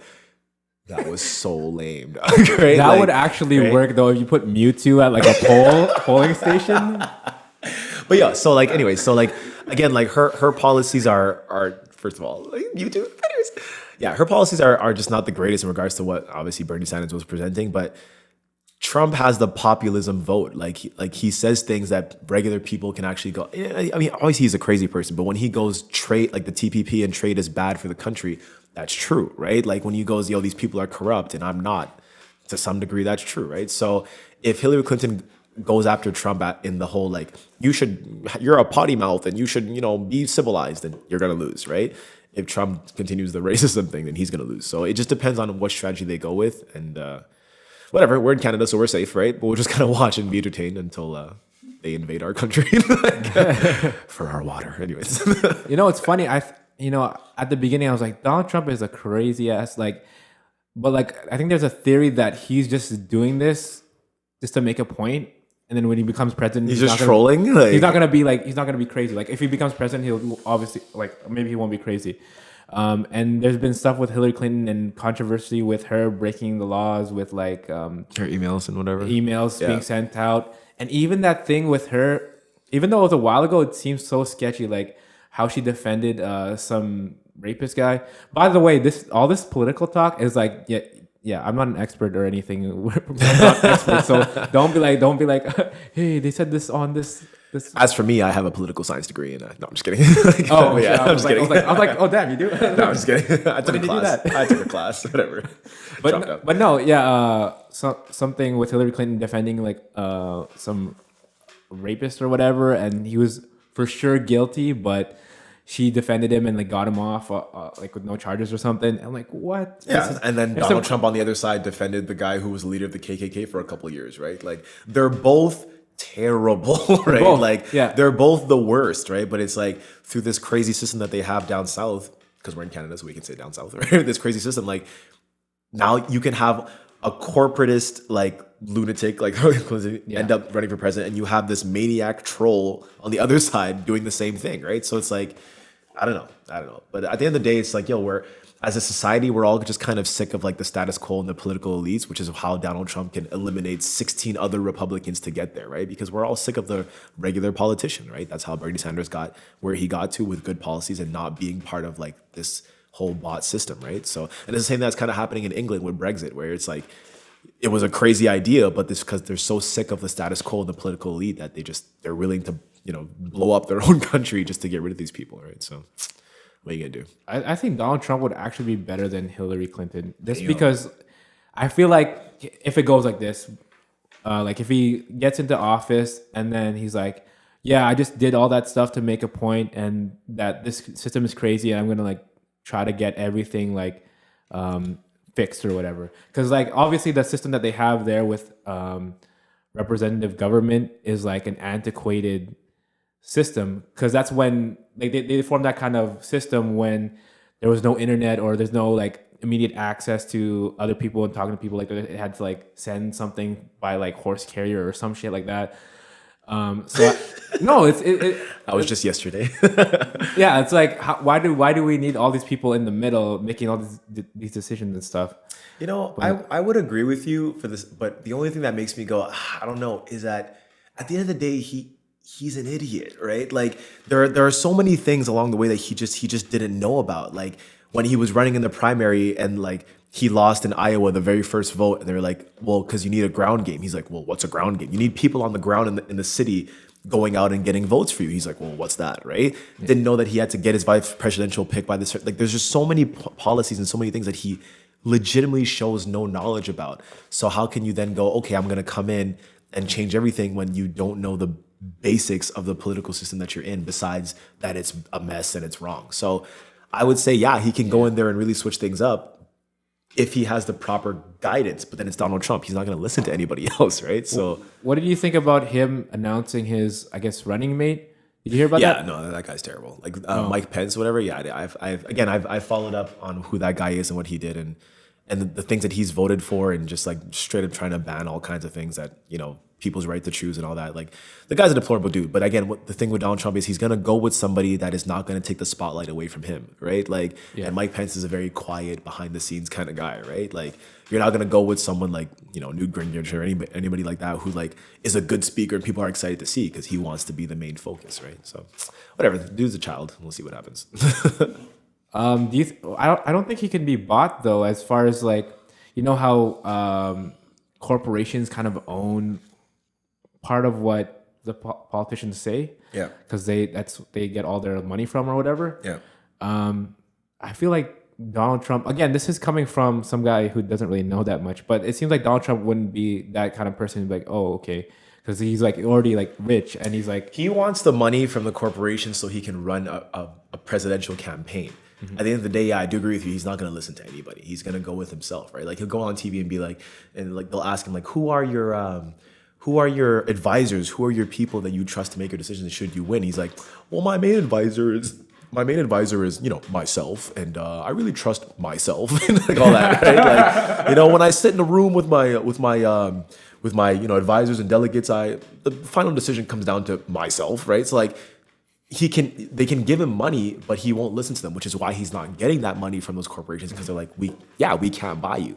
And that's good for us as people to say that, okay, he can't be bought. It's bad for him because then he can't run an effective campaign, but whatever, it is what it is, right? I was listening to Joe Rogan, and he had Chael Sonnen, a former UFC fighter, on, and Chael Sonnen is like a interesting character, but he said the best move that Hillary Clinton could do is make Bill Clinton her running mate. Can she do that? Is that allowed? I think so, but she won't do that because apparently she hates him and stuff. Well, understandable, right? Well, I mean, the only reason I would think that they can't do that is because if something were to happen to her, then he would have to step into the presidential role, which they can't. Yeah. You can't do that again, right? Like he cannot be a president again, and that's what the vice president is there for, to maybe someday be president, kind of thing, right? So. But yeah, I think if she's smart, she'll go with Elizabeth Warren, like a progressive person to be by her side to actually court, Bernie Sanders voters to get to her side. If she's dumb, she'll go with some other dude who's just another corporatist, and that's it, right? Well, I don't know. I'm going back to Chael, but Chael said that would be like a horrible decision. Oh yeah. He said that like if she had Elizabeth Warren, like another female, like because again, this is what I just hear, right? Apparently the Chael. That would be, I mean, the people of the U.S. are sexist. Okay, and then they wouldn't want the commander in chief to be, well, not only the commander in chief being female, but also the vice president, another female. Like what? Yeah, it's a decent point. It's a decent point. Like, but you're gonna have to think of the votes now or the votes later. I don't even know how it's gonna break down, but yeah, it can definitely go either way. And either way, because of who I am, I'm gonna watch and I'm gonna be entertained, and I just can't wait to see what happens next, right? It's like my own reality show. It's like the version of My Kardashians kind of thing, right? So like, you guys watch Kim, I watch Trump, right? So it's like, anyways. Do you follow any Canadian politics? I do not. It seems so much more boring. But but at the same time, like Elbowgate, right? But that's the thing, right? But like. Throwing elbows. The debates that they have in Parliament are actually heated. Like they yell at each other in Parliament, like Mr. Speaker, like they go off. And for some reason, like I don't know, like I think it's because like okay, here's the thing. I think it's the way they record it. Like it's not HD the way it is in the States. Like for some reason, whenever they record, it's the Senate or the Parliament or legislature. It's just like all grainy and old. Like, and you're just like you watch it and you fall asleep because it's like. What am I looking? This is not the 40s. Like, come on, we have HD cameras. We went to space. Like, what are you doing recording like this, right? So, but no, I definitely followed the prime minister race and all that, because like that's whatever. But like a lady called me the other day to get like a survey on like the local politics that happened in Manitoba just the other day, and then she was like, how on a scale of 1 to 10, how much did you follow? On a scale of 1 to 10, how much did you? And it was like 0 for me for everything. Like I didn't pay attention to anything. Like, and I was on the phone, like she's like, from 1 to 10, I was like 0, 0, 1, 2. Like my numbers kept rising because I started to feel like a dick, right? I was just like, she's like, on a scale of 0 to 10, how much did you watch the news for the election? I was like, 9. And I'm like, that's a lie. Right? Like, so like, no, I follow this. I follow like the prime minister elections and those, but for the most part, like local elections and all of that, I'm like, Canada. I'm like, How messed up does it sound to say Mr. Speaker and say it in an angry voice too? Yeah, yeah. Mr. Speaker. Like, No, but the thing about it is that the person that they address, whether it's in the States or Canada, is behind that guy, right? He's always standing behind him, right? Because you speak to the audience and the speaker who controls the conversation is behind you. So you're speaking in third person about the guy who's behind you, and you're like being angry about it. Like it's just like it's like if I turn around to you right now, I'm just like, Angelo, this is ridiculous. You're just like, yo, dude, I'm right here. Like, so yeah, it's always funny to watch that. It's just like, okay, just turn around if you're talking to him, right? Like, anyway. What other stuff there are you kind of into, like when you're not dancing or doing stuff like that? I mean, obviously Netflix lately, right? Like, what show? I got some shows. yo, I follow Suits. Suits is dope. Suits. That 70s Mike show back in the Ross. day. Oh. Shout out to Mike Ross. Harvey's that dude. You know what I'm saying? But yeah, pretty much anything. Like the other day, I watched like a conspiracy thing on if we even went to the moon or not. Right? Oh, like yeah, I watched that. I was in my room like at 2 a.m. I was like, oh, like why is the flag waving in space? Right? Like. So, anyways, like I've recently gotten really into like conspiracy stuff and like and all that. Man, right? you could get sucked into that. I swear, It's I got dark. sucked into when they killed Osama bin Laden. Yeah. And I was like, oh man, I got into some like crazy. I forgot what the website it was called, but like there's this actual website that's devoted to all these conspiracies, and there was one conspiracy about Osama bin Laden and how he's been dead for a long time, and then Obama just brought him up now because his ratings or like his public ratings or whatever were low. That wouldn't surprise And I'm me. like, whoa! And then I got sucked into that. I'm like, this is all they're all lying to us. I'm like, Yeah. It's possible, man. Again, like, yes, when you get sucked into it so much, you just realize, like, yeah, man, like, what couldn't the government do? Like, they could hide anything, right? But you know, I don't want to sound like I have a tin hat on my head, right? So like, just kind of back off from that, right? But no, again, like on your downtime when you don't want to dance, but you're just like, you know, you had your day and you're just kind of winding down. Then yeah, you just kind of pop on some Netflix or YouTube conspiracies and just kind of wait to pass out and fall asleep and wake up the next morning like, did that really happen? Like, so it is what it is, right? But yeah, even for yourself, like what's next for you, like for Good Funk or for the studio scene that you're in and all that, you know? With Good Funk, I think we're gonna be putting down some new members because Mark's not getting any younger. But I know, like it's funny because Mark is like, when I met Mark, I thought he was 17, but he turned out to be like 25 or something. And I was I was like 19 or something. Yo, I don't know. I almost don't even know how old almost anybody is in this community. Like I don't know how old Kersey or Arbit or Gamboa actually are. Like I don't know. You know? I think like, Kersey's 25. I think he's 1 year younger than I me. think he's 24. I think. No, don't call me. Yeah, I think he was 1 year younger than me or 1 year lower than me in high school. Right. So do you know? Do you know like who you're looking to get down with? Like, or just like prospects or whatever? Or? There's a few people. I really won't mention them on here yet. But I think we're gonna do that. I want to do traveling more. Because traveling is like part of your fuel, like to keep the fire going. So yeah, I went to Seattle just by myself. Yeah. But that was an awesome experience. I wish like people would actually be able to come with me and stuff. But hopefully next time. I'm planning like maybe one trip. At least one trip a year. Cool. So, yeah. What else? I don't know. I think our crew is gonna be hopefully holding a battle, and maybe not even like a big battle at first. I definitely want to do a big one, but small ones are really cool too. Because have you ever been to those Boxing Week jams? Yeah, I've been to a couple of those. Those are fun. They're actually a lot of fun. It's hilarious. They're super small, right? Like it doesn't have to be huge, and that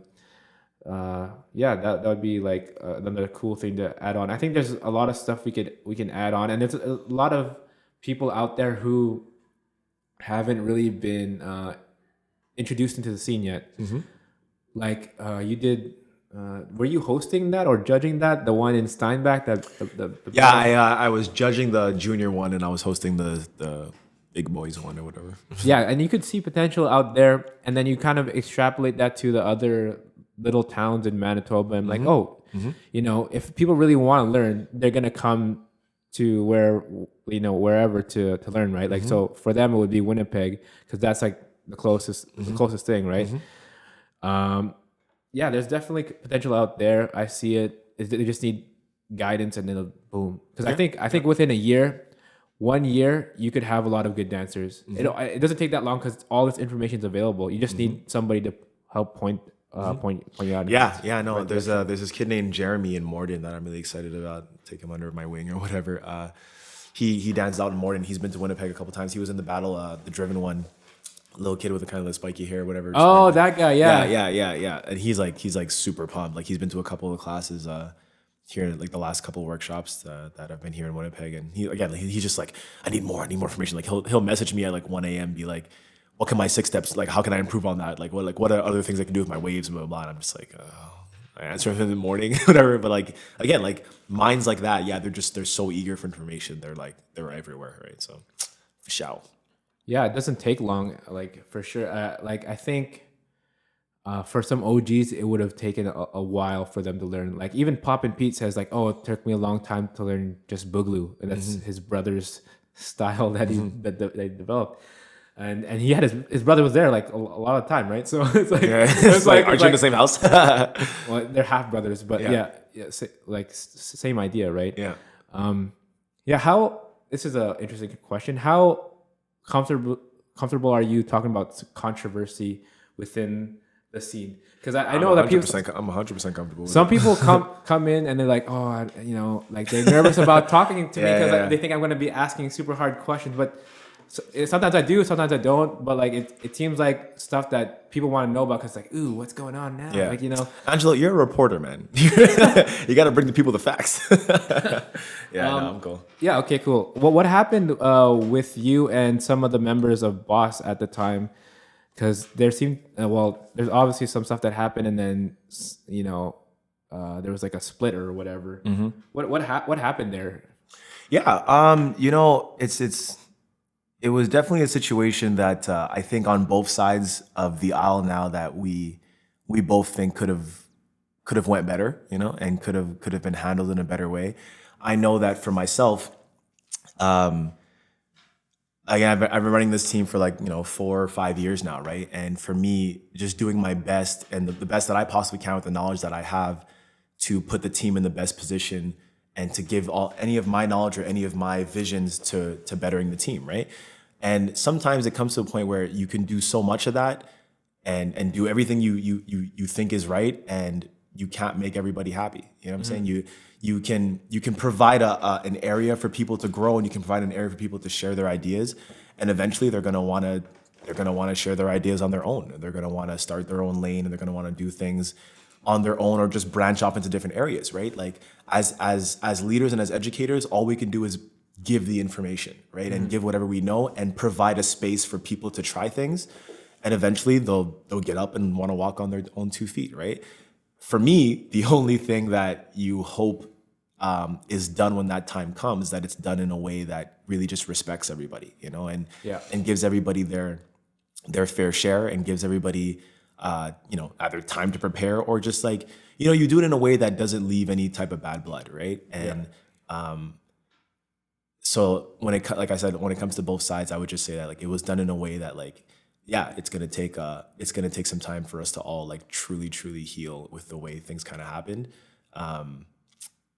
So yeah. How's your relationship with Shaq now? Like, because for a bit I was like, oh, is there still beef going on? Like, I don't know what's happening because I don't know how to walk around like the situation or anything. Like, are you guys good now, or are you guys still kind of? I can only speak for my end. Obviously ask him. Like, I would say that for me, we now have what you call a working relationship, right? So, if we're in the same room, I give you respect that you deserve as a person and as the person that I knew and that I grew up with in the game, right? So like, I'm not gonna ignore you because of who I might think you are now or what I think you're doing now. I'm gonna give you the respect because I have to see who I used to see, right? So when I see him, I have no problem saying hi. I, talk him out. After the driven battle, I pulled him aside and just told him about the Nothing But Fire competition and all that, so that maybe he can get his crew involved and all that. But yeah, so like for me, like I am very big on trying my best to not have enemies, and to not have. I mean, this community is so damn small, right? So like if I say that if I'm going to ignore someone's presence, then that's a huge part of the community that I have to now ignore or try and avoid and all that. And it's seen as too small to do that, right? So no, if I see him, give him dabs, say hi, and that's that, right? So. Well, I think it's interesting to see this happen. Because it happened with Unite. You know about it. The project came from Unite. And even kind of CCAT had the same type of thing with Dummy Squad kind of doing their own thing. But, it seems to be a thing that happens repeatedly. I don't know, maybe not in the same manner, probably not in the same manner, but it just kind of like things branch off from other things. And it's the natural evolution of I think the choreo game, and maybe to some extent the dance scene in general, or maybe the artistic lifestyle is people grow and then people sometimes grow apart, right? Yeah. So when you look at like the project situation, it was more of like, okay, Romeo and Unite wanted to part ways with a particular situation, and then the situation that branched off created their own thing, right? Which eventually became Project, right? So, and even with Project right now, like they've become so big that they have so many crews within their team, right? Yeah. The difference is that they're all very open about that. They're all very like, it's very public, right? It's like, there's a crew right now that's coming out of Project that I'm very excited about called QVC, which is some of the cats from like the junior Project team. And they made a team called QVC and they competed in the adult category in the zone against Project, blah, blah, blah. But like, it's very public. It's very open. Like they're not hiding anything, right? So my only thing is that when you're ready to branch off, when you're ready to kind of take your wings, just be honest about it and just say, I'm ready to do this and this is what I'm going to do. And just do it in a way that everybody's aware about what you're about to do so nobody gets hurt in the process, right? So in regards to our situation with B.O.S, like I can just honestly say that it was all kind of done in a way that, just really hurt me. It hurt a lot of the other people on the team. And I think it could have been, the same thing could have happened and been done in a way that didn't leave us all with a kind of a bad taste in our mouths, right? Mm-hmm. Now, regardless, at the same time, like out of chaos comes, something beautiful, and out of pain comes pleasure at some point. So now there's a brand new team out there and they're going to do what they do. And, hopefully they can now cement their place in the game and have movements and create their own lane. And that's great because B.O.S isn't going anywhere. And we've done what we've done for the community, and the things that B.O.S has done will forever be implanted in this culture in Winnipeg hip hop community. So hopefully you can do that for yourself too. You know what? I'm excited for your crew now because there's some fresh faces and there's some people who came out of like, retirement in quotation marks. Yeah. Breton. Shout out to Breton. Yeah. and then they come out like, oh, now they're in B.O.S. I'm like, that's pretty cool. And him doing his like freaking suicide flips and all stuff. Like, I was like, yeah. No, so, again, even for him, like I was super pumped. Like I met him last year at the All Styles battle in Steinbach, the first one that we had when Bob was hosting and he was putting it on. That's where I met him, right? And he was talking to me over the course of the last couple of months, even prior to the whole situation with B.O.S back in February. And he was like, hey, so he was asking me about it, and then eventually I said, yeah, man, like come to practice, like just see if it's right for you, right? Like it's not, oh, come join the team. It's come see if this is something that interests you, right? And he's like, no, this is where I want to be, because he used to be on CCAT way back in the day, right? Like that's where he came from. And he obviously had the option of going back there, and he chose to be with us because we offer what he was looking for in regards to having that choreo and that freestyle and that very culture-minded type of team where we respect all aspects and we represent all aspects of the culture in regards to dance. So he came to us and danced with us and did in the zone with us, and then brought his wife. So Lindsay's with us too, right? Yeah. She's really cool. And it was very chaotic. It was very like, obviously like the situation left me awake for several nights and I lost a lot of sleep over the situation. But I'm super excited about where the team's going to be going next and the plans that we have for 2017. Like I can't even begin to tell you how excited I am about it. Of again branching off, and what we're about to do in 2017 is creating things that again are not being done. And I'm very excited for people to be like, oh snap, they're doing that now. Like it's going to be dope. Trust me. So are we going to hear about that sometime soon, or Yeah. Well, like, are you going to wait to like let us in on what you guys are doing, or it's going to be a surprise type thing? It's going to be a surprise like later on, probably near the end of 2016, near the end of the year when I'll announce and start promoting it, whatever. But all I can tell you is that there's definitely going to be a show, unlike no other, obviously. And then our concept for In the Zone, for the very last In the Zone, like we're going all out with what's about to happen, which again I'm very excited about, right? So again, my biggest thing and the way I've ran this team from the beginning was always just trying to find what was not being done in the scene, right? And what are things that like, yeah, everybody's doing this, but nobody's doing this, so let's do this, right? Because then we entice other people to do it as well, right? Like people on Project weren't freestyling as much as they were until we started doing it. I'm not taking full credit for that. I'm just saying like I'm taking credit for the fact that we were the first choreo team to really say, no, we're gonna freestyle as a team. Like the Believe the Hype battle where again Pyro and Mariano came out, we all entered, like all 16 of us entered a duo, right? Yeah. Like, and that's never been done before from a choreo team, right? So again, now that we've done that and completed that, and B.O.S has been a big reason to why the all-style scene has grown so quickly. Now we're going to branch off and do some other things that again are not being done. So hopefully we can start another trend and just continue to do it that way. Yeah, that's definitely right when you say it pushes people to do stuff that otherwise wouldn't be done. I want to get your thoughts about stuff that makes you angry or upsets you about the dance scene or anything dance related. Because I have a few things that I could talk about the dance scene that kind of make me like it grinds my gears. So. Yeah. I'll have you go first because I'm gonna have to take a minute to kind of think about. Yeah, that. sure. So, like one thing definitely is adjudicators who are not qualified to judge. Yeah. Oh my God. Like Yeah, I could yeah. say so much bad things about that just because I mean you go to like some kind of competition, whatever. It doesn't even matter how big or small it is.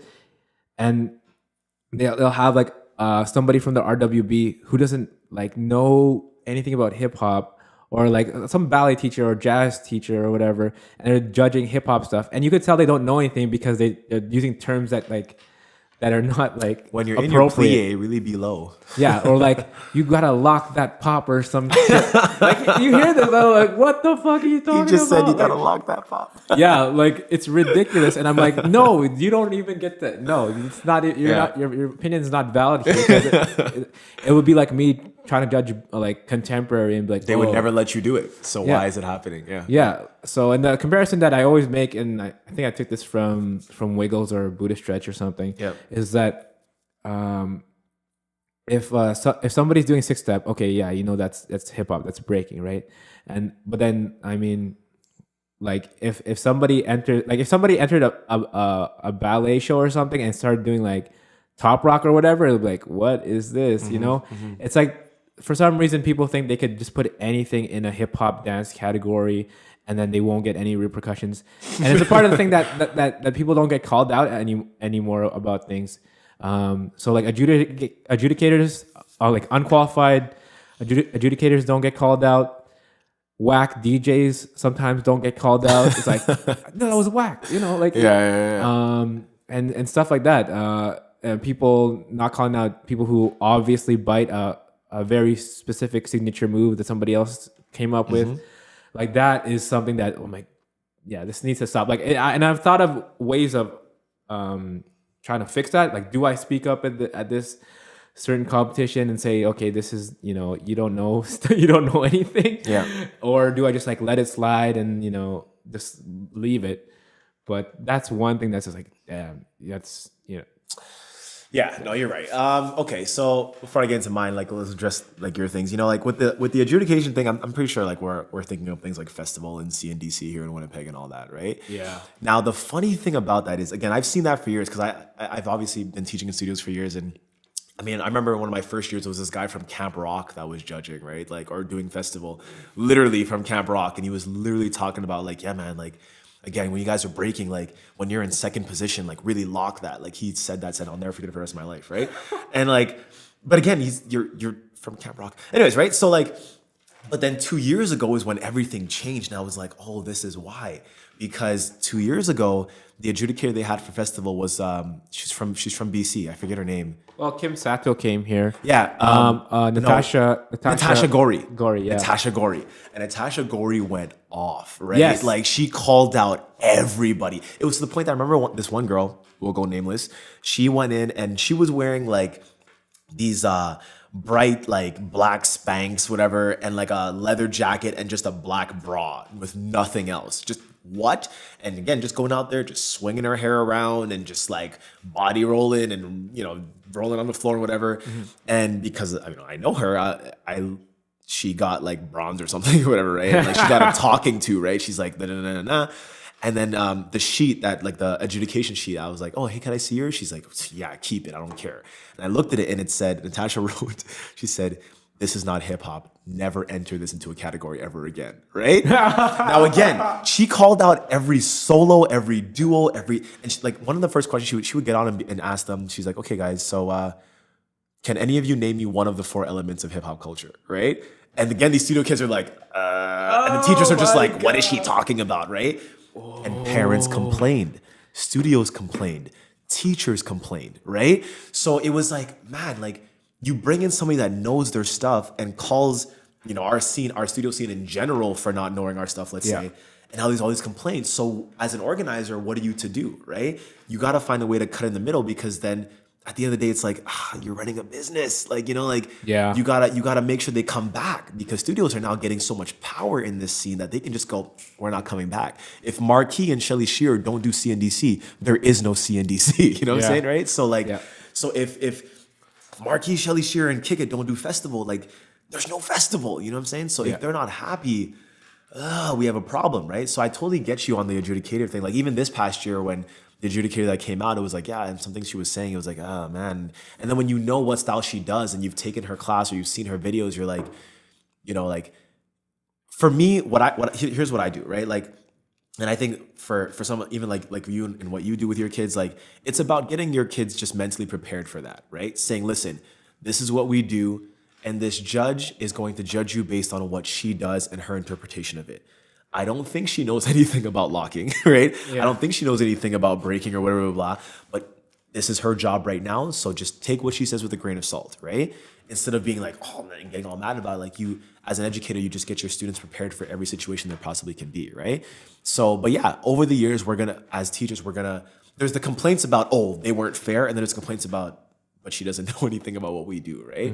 And then combined, we will eventually get a continuous stream of like what we think is correct for our goals. Because yeah, man, like if you were adjudicating ballet, like it'd be over. It'd be like, what is this guy doing here? Like, you know, you're in first position. Make sure you're doing your Fresno properly. It's like, this is ballet, right? Like, right? That would never happen, right? They'd like, it'd be a storm. You'd be fire on the spot. It'd be over, right?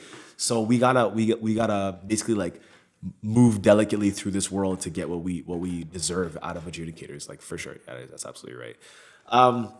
It's interesting that you say all that, because I could relate to telling my students, okay, this judge probably doesn't know what she's talking about in this field, so don't take it too serious.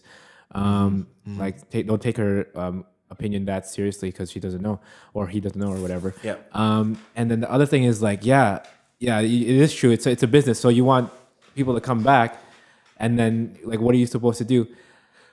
I don't know. Like, I'm so glad that Natasha came here and did all that. And I'll never forget it. It was epic. And I was like, whoa, this is good. I thought it was really, really good because, like, I bet you could have probably made the same kind of comments. I probably could have made the same amount of comments. But like the way she did it, and the fact that she was outside of the city, like she came from outside of the city, and she also is like a legit hip hop battler. She was ill. So like that coming from her, like, okay, because Kim came another year, like a previous year or something like that, and she said the same kind of stuff, but she was more nice about it. Natasha was like, "This is because this like you get sick of it." Like just imagine if you went to like I don't know, like Toronto or something, and you saw any city or whatever. You went to some city and then you were adjudicating for like 8 hours straight, and you saw the same stuff, and it wasn't Oh even no, the category. dude, I know. I adjudicated the Steinbach Dance Festival this past March, right? So I was there from like 11 a.m. judging till like 9 p.m., right? So yeah, at some point, dude, it takes a toll on you, right? But here's the thing about Kim and Natasha that I appreciate is that, and that I don't appreciate about other adjudicators who we feel don't know and then make us even more mad. So here's the first thing that grinds my gears is you have to show them, right? So Natasha, like, I remember at one point, like, you know, Marquee or whatever had like a huge locking section, right? And she made them spread out. She made everybody spread out and really, boom, strongman. This is what it looks like. Boom, lock. This is what it looks like. And she made them do it over and over and over again. And that was one of the things that the Steinbach people told me. They're like, hey, like, just before I started, they're like, hey, if you can, just show them what you mean. Do it yourself. Make them do it, right? Yeah. So whatever it is that you're saying, yo, this is hip hop. You gotta walk the walk if you're talking the talk, you know what I'm saying? Yeah. So if you're talking about, oh, listen, like your step, I'd like your step to be this, like just, it's not that hard to show it. It's not that hard to show them that, yo, you're dope and you're ill, you know what you're talking about, which I was excited to do that when I was in Steinbach, and I was pumped that, you know, Kim did it when she was here and Tasha did it every single category when she was here, right?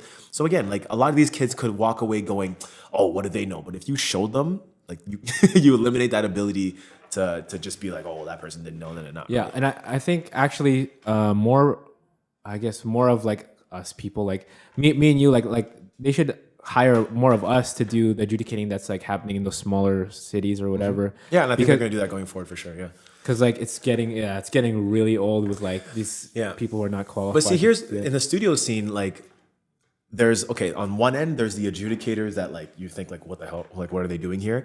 But then when you look at certain numbers that are put into hip hop categories, right? Like I remember this past year there was a number where they were all like in these black, like long, like Matrix Neo coats or whatever, and like long black boots, like stilettos and whatever, and we're just like slapping the floor for like 4 counts of 8 or whatever, right? Like, something like that, right?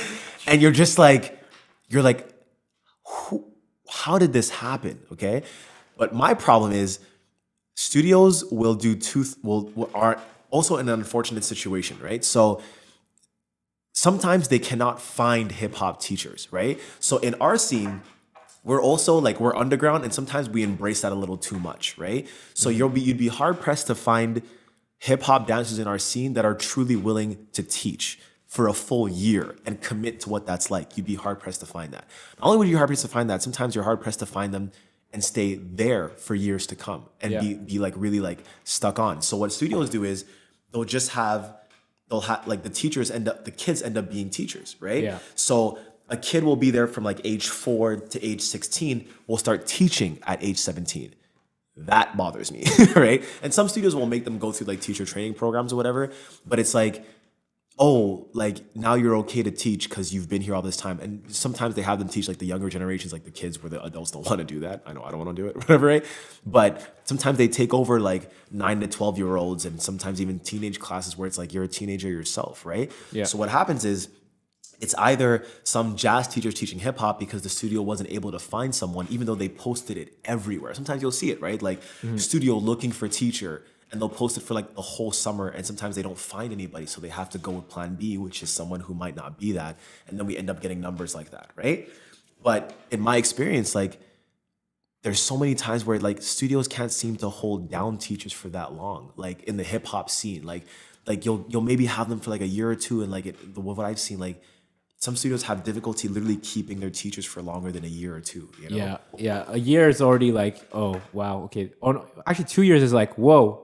You stayed for that long? That's like... Yeah, right? Like some studios have people like, you know, Wayne has been there for years. Surrette's been at LA for years, like, et cetera, et cetera. Like I've been at a couple of my places for a couple of years, and you've been at yours for a couple of years too. But like, you know, eventually, like as hip hop dancers, like we move with the culture. So even we move on, whereas other styles probably don't, right? So studios are also like constantly in a scramble to just find hip hop teachers and then the right ones, right? So, and sometimes it doesn't work and they have to resort, because the class has to run, right? So they have to resort to plan B. Yeah, and I think hip hop is like one of the biggest things that are keeping studios. Actually, it's probably keeping studios alive. It's the biggest thing that's keeping studios alive. Absolutely. If you have, and again, if you have a proven record of winning or blah, blah, blah, like, no, like that's where the money's coming from, right? So they have to have those classes regardless, because people are going to want to learn from it.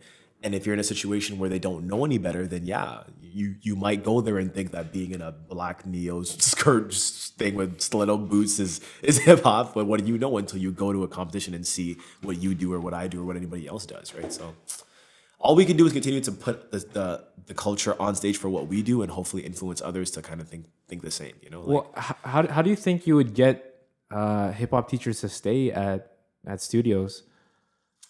man, that's tough. That's like, again, like there's so many things that we do, you know what I'm saying? And we have so many aspirations beyond it, right? Where, you know, a ballet teacher might be very well content with their classes for years, right? Like some teachers at RWB that I teach at have been there for 20 years, man, right? And they're just like, yeah, I walk by their class and they're just like sitting there watching and that's fine, right? Yeah. For us, like it is in our culture, it's in our nature to be competitive. So we're unfortunately always looking for the next best thing or the next opportunity to push ourselves. And you know that teaching, eventually you get comfortable in it and you're just kind of doing it. And sometimes you go through the motions and whatever. And that's the moment you start teaching full time, there's times where your own training can start to take a back seat. And that eats away at us sometimes. We're just like, I gotta get out of here, you know, like, and then they bounce, right? And studios can't really do anything about that, right? Like studios can't challenge us. They can't push us. All they can really do is give us more classes, right?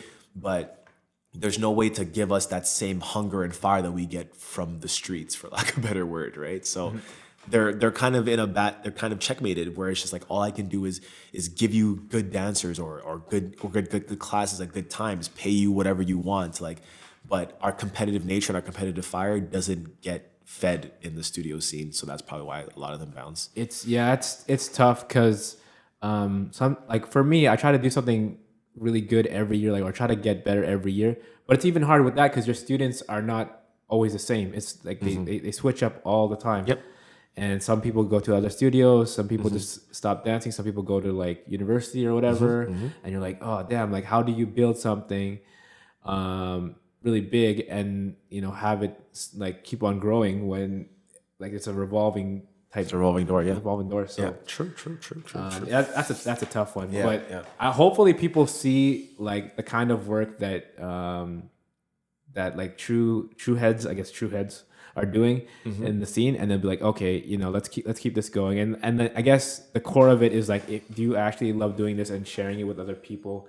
And then that'll be like the main focus of it, rather than, you know, okay, they're thinking maybe they're sacrificing something just to keep teaching or whatever. No, for me, it just comes down to integrity and honesty. And the only thing that I would say like encompasses anything that makes me upset about our scene or you know this culture sometimes is just, are your intentions fueled by integrity, or are they fueled by ego, right? Are you being honest about where you want to be at, or are you just willing to get there no matter what, kind of thing, right? So for me, anything that seems to lack integrity or seems to be done in a dishonest way, it's the only thing that really makes me go like, okay, like, yo, like bounce, like, you know what I'm saying? Like you're really not about this life if you're not just being honest with people and just having integrity and being humble about your situation and where you want to end up, right? So like, yo, like it's okay to be driven, to be hungry, to be passionate. It's okay to want to be the best.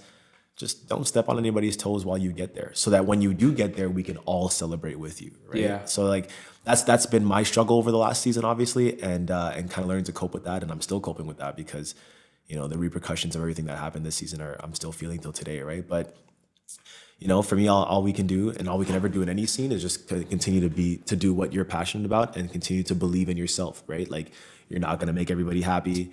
Not everybody's gonna gravitate towards your style, but at the end of the day, like so long as you do it, you will eventually find the right people that do, and the right people that understand what you're about. And maybe again, like, you know, at the time people said Muhammad Ali was crazy, right? Like they're just like, what are you? And then we look back and we're like, yo, this guy was a genius, right? Like with what he said at the time and the way he stood up for what he believed in, like that was integrity, that was being honest, and it wasn't trying to tiptoe around the situation, it was being honest about it. And then later on, we look back and we say, wow, that guy was a genius. Now, I'm not saying that any of us are going to be looked back on saying, oh, that person was a genius, right? But I'm just saying, like, yo, you go about this game with honest integrity and humility. And no matter where you end up, we're all going to be proud of you. We're all going to be able to celebrate you together as one community, so long as those rules are met. That's my only thing, you know? Yeah, it's really well put. Switching gears now, you like there's a lot of things that I see with us. Like we have similarities. One of them is giving, like I guess we would say, strange nicknames to people. I feel like Like you, like you. I think you've given out some like some funny. I find some of them funny because who's it? One of the I girls. feel like I've nicknamed like half the city. Yeah, well, Storm was Storm one that you gave to Yeah, I gave her that name. Yeah. yeah. I don't think I've ever called her Miranda. Who has? That's her name, right? Yeah, Is that her name? Miranda Ferris. Shout Yeah. out. She's in Cali right now, killing it. But yeah, Storm. Yeah. I've never said, "Hey, Miranda." Like No, it doesn't roll off the tongue. It's like 3 syllables. It's terrible. But yeah, where does that come from? And like, what? Like, is it just like a fun thing that you like to do with people? I love it. And like for me, like I've always been addicted to stage names. It's always been a big thing for me. And I think the reason I started doing it way back was because it just gives you this identity, right? And it gives you this what's the word I'm looking for? Like this character to play, right? Like you can be like for Storm, for example, like I gave her that name because I remember in one of our first competitive teams back at RDC, like I had like, it was almost like just a coincidence because I had made a mix and in between one song and the other, I just put this like thunder sound, right? Like whatever, right? And that was her part she was just standing up. She did like this X thing and she did this look on her face that I didn't tell her to do, right? Like she was just like Storm, just intense. And I was like, I'm going to call you Storm, right? Like that's how it happened, right? And with, with other names throughout the years, like, again, it gives them that persona to play in battles or in dance and something to fall back on. Like, yo, did you say that to me? No, sorry, it was Storm. It wasn't me, right?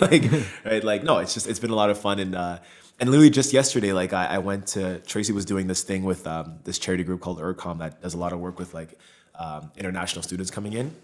And she had choreographed this piece for them. So when I got there, they came up to me and they were like, yo, we need a name for our crew. Like, we don't have one, right? And she's like, and Tracy was like, yeah, Genie's really good at coming up with names, so he'll come up with one. I was like, oh crap, there's too much pressure. They're all looking at me like these little like African girls are just like waiting for a name. So I was like, okay, so I was like, and I was like, okay, so this organization's called ERCOM, right? And they're like, yeah. And I was like, okay, and you guys are from like all over the world, Saudi Arabia, Cote d'Ivoire, West Africa. I was like, yeah. So I was like, okay, so that means like you guys are like international. So what about like intercom crew? Right? Like, they were like, oh, and I was like, okay, I'm so happy you like that because I thought that was terrible. Right? I was like, ERCOM, international intercom crew. Like it's been a lot of fun for me, and I do this game where it's like you just say the next thing that comes to mind until you get to something, right? Like table, wood, wooden, tree, photosynthesis, green, and you just keep going over and over again until you come to something, and then all of a sudden you're like, I'm gonna call you green, right? Like that's just how I do this, right? Like I've nicknamed a lot of people, like literally, like yo, like future, like all these names that I come with people, like.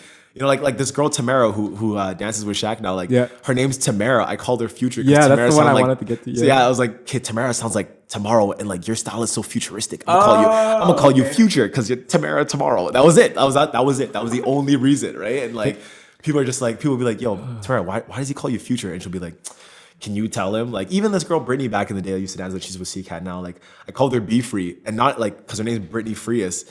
Be Free works, but it was like she looked like Butterfree, the Pokemon, right? Right? So I just called her Be Free because like she looked like that Pokemon, right? Yeah. Like I was like, yo, like her little sister Mackenzie, I just called her Maisie just because, right? Like just tiny things. I'll call you something eventually, and that's it, right? Like that was funny. Yeah, like no, can you do hashtag? I'm gonna call you green now. I'm gonna call you green. Photosynthesis, tree bark. I'm gonna call you green. Well, we had one that was like hashtag garbage fat boy because one of our guests was like, he was just fighting this guy. He's just this garbage fat boy. Like it was an MMA thing. So I was like, fighting this garbage fat boy. Like what? I never heard that. Garbage fat boy. Hashtag I'm gonna call you green. I'm gonna call you green. I'm gonna call you green. No, like what? Future. Okay, now I know the story of Futures.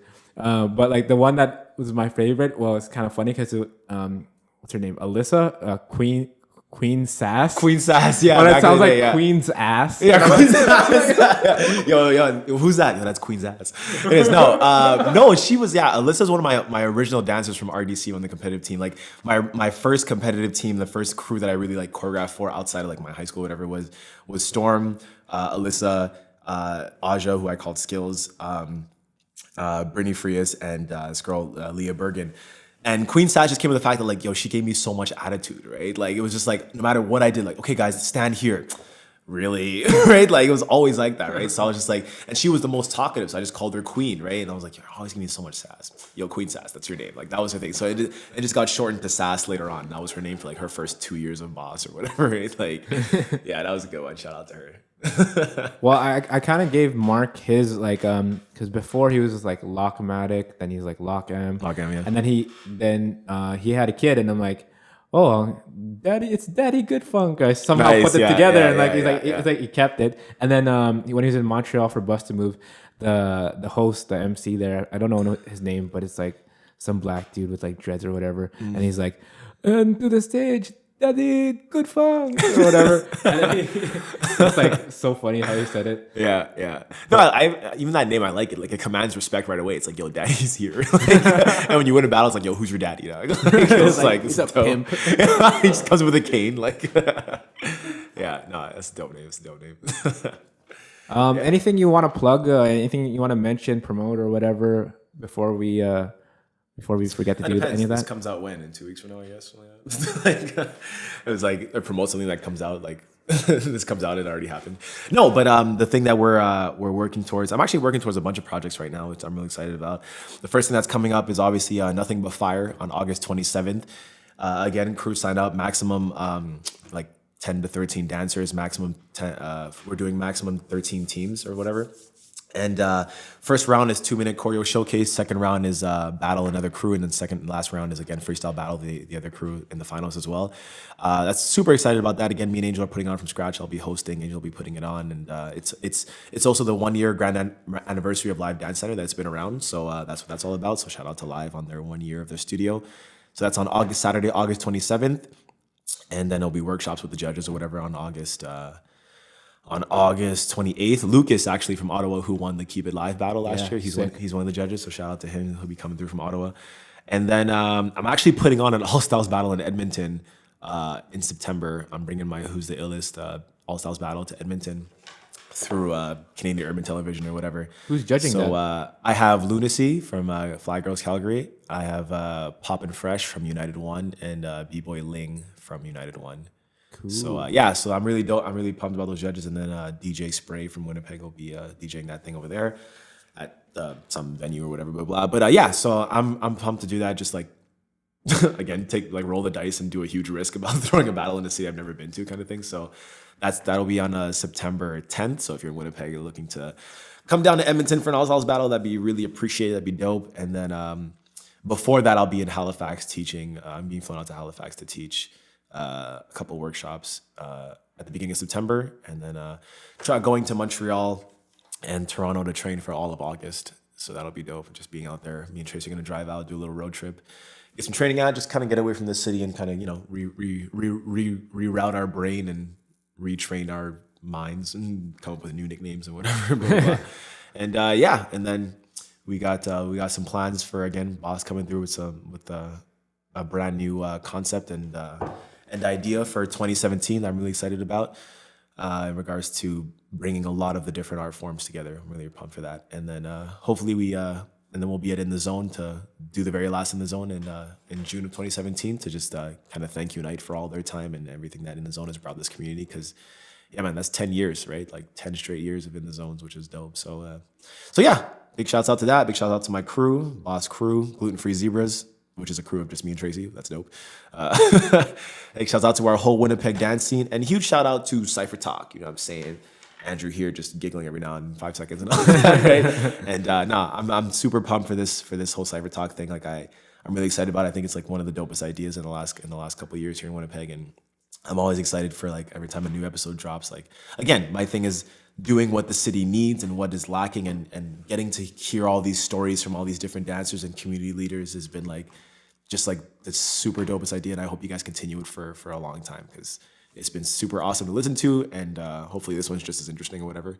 But no, definitely. And I want to thank you for being on. I thank everybody for coming on and lending their time this because it's just really like we don't get paid right now. We don't get paid to do any of this. It's just for documentation and you know, being interested in the scene and like how people started and all that kind of stuff. And honestly, I stole this idea. Joe Rogan, shout out to Joe Rogan because like all my ideas come from Joe Rogan for some reason.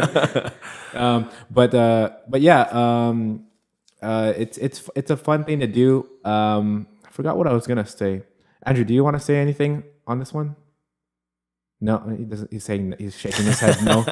I'm good. Yeah, if you guys have any questions for particular people that you have in mind, just let me know. I'm sure you guys could get at me. I'm pretty sure I have a good following of like at least 10 subscribers on YouTube. Nice. Gotta start somewhere, man. That's dope.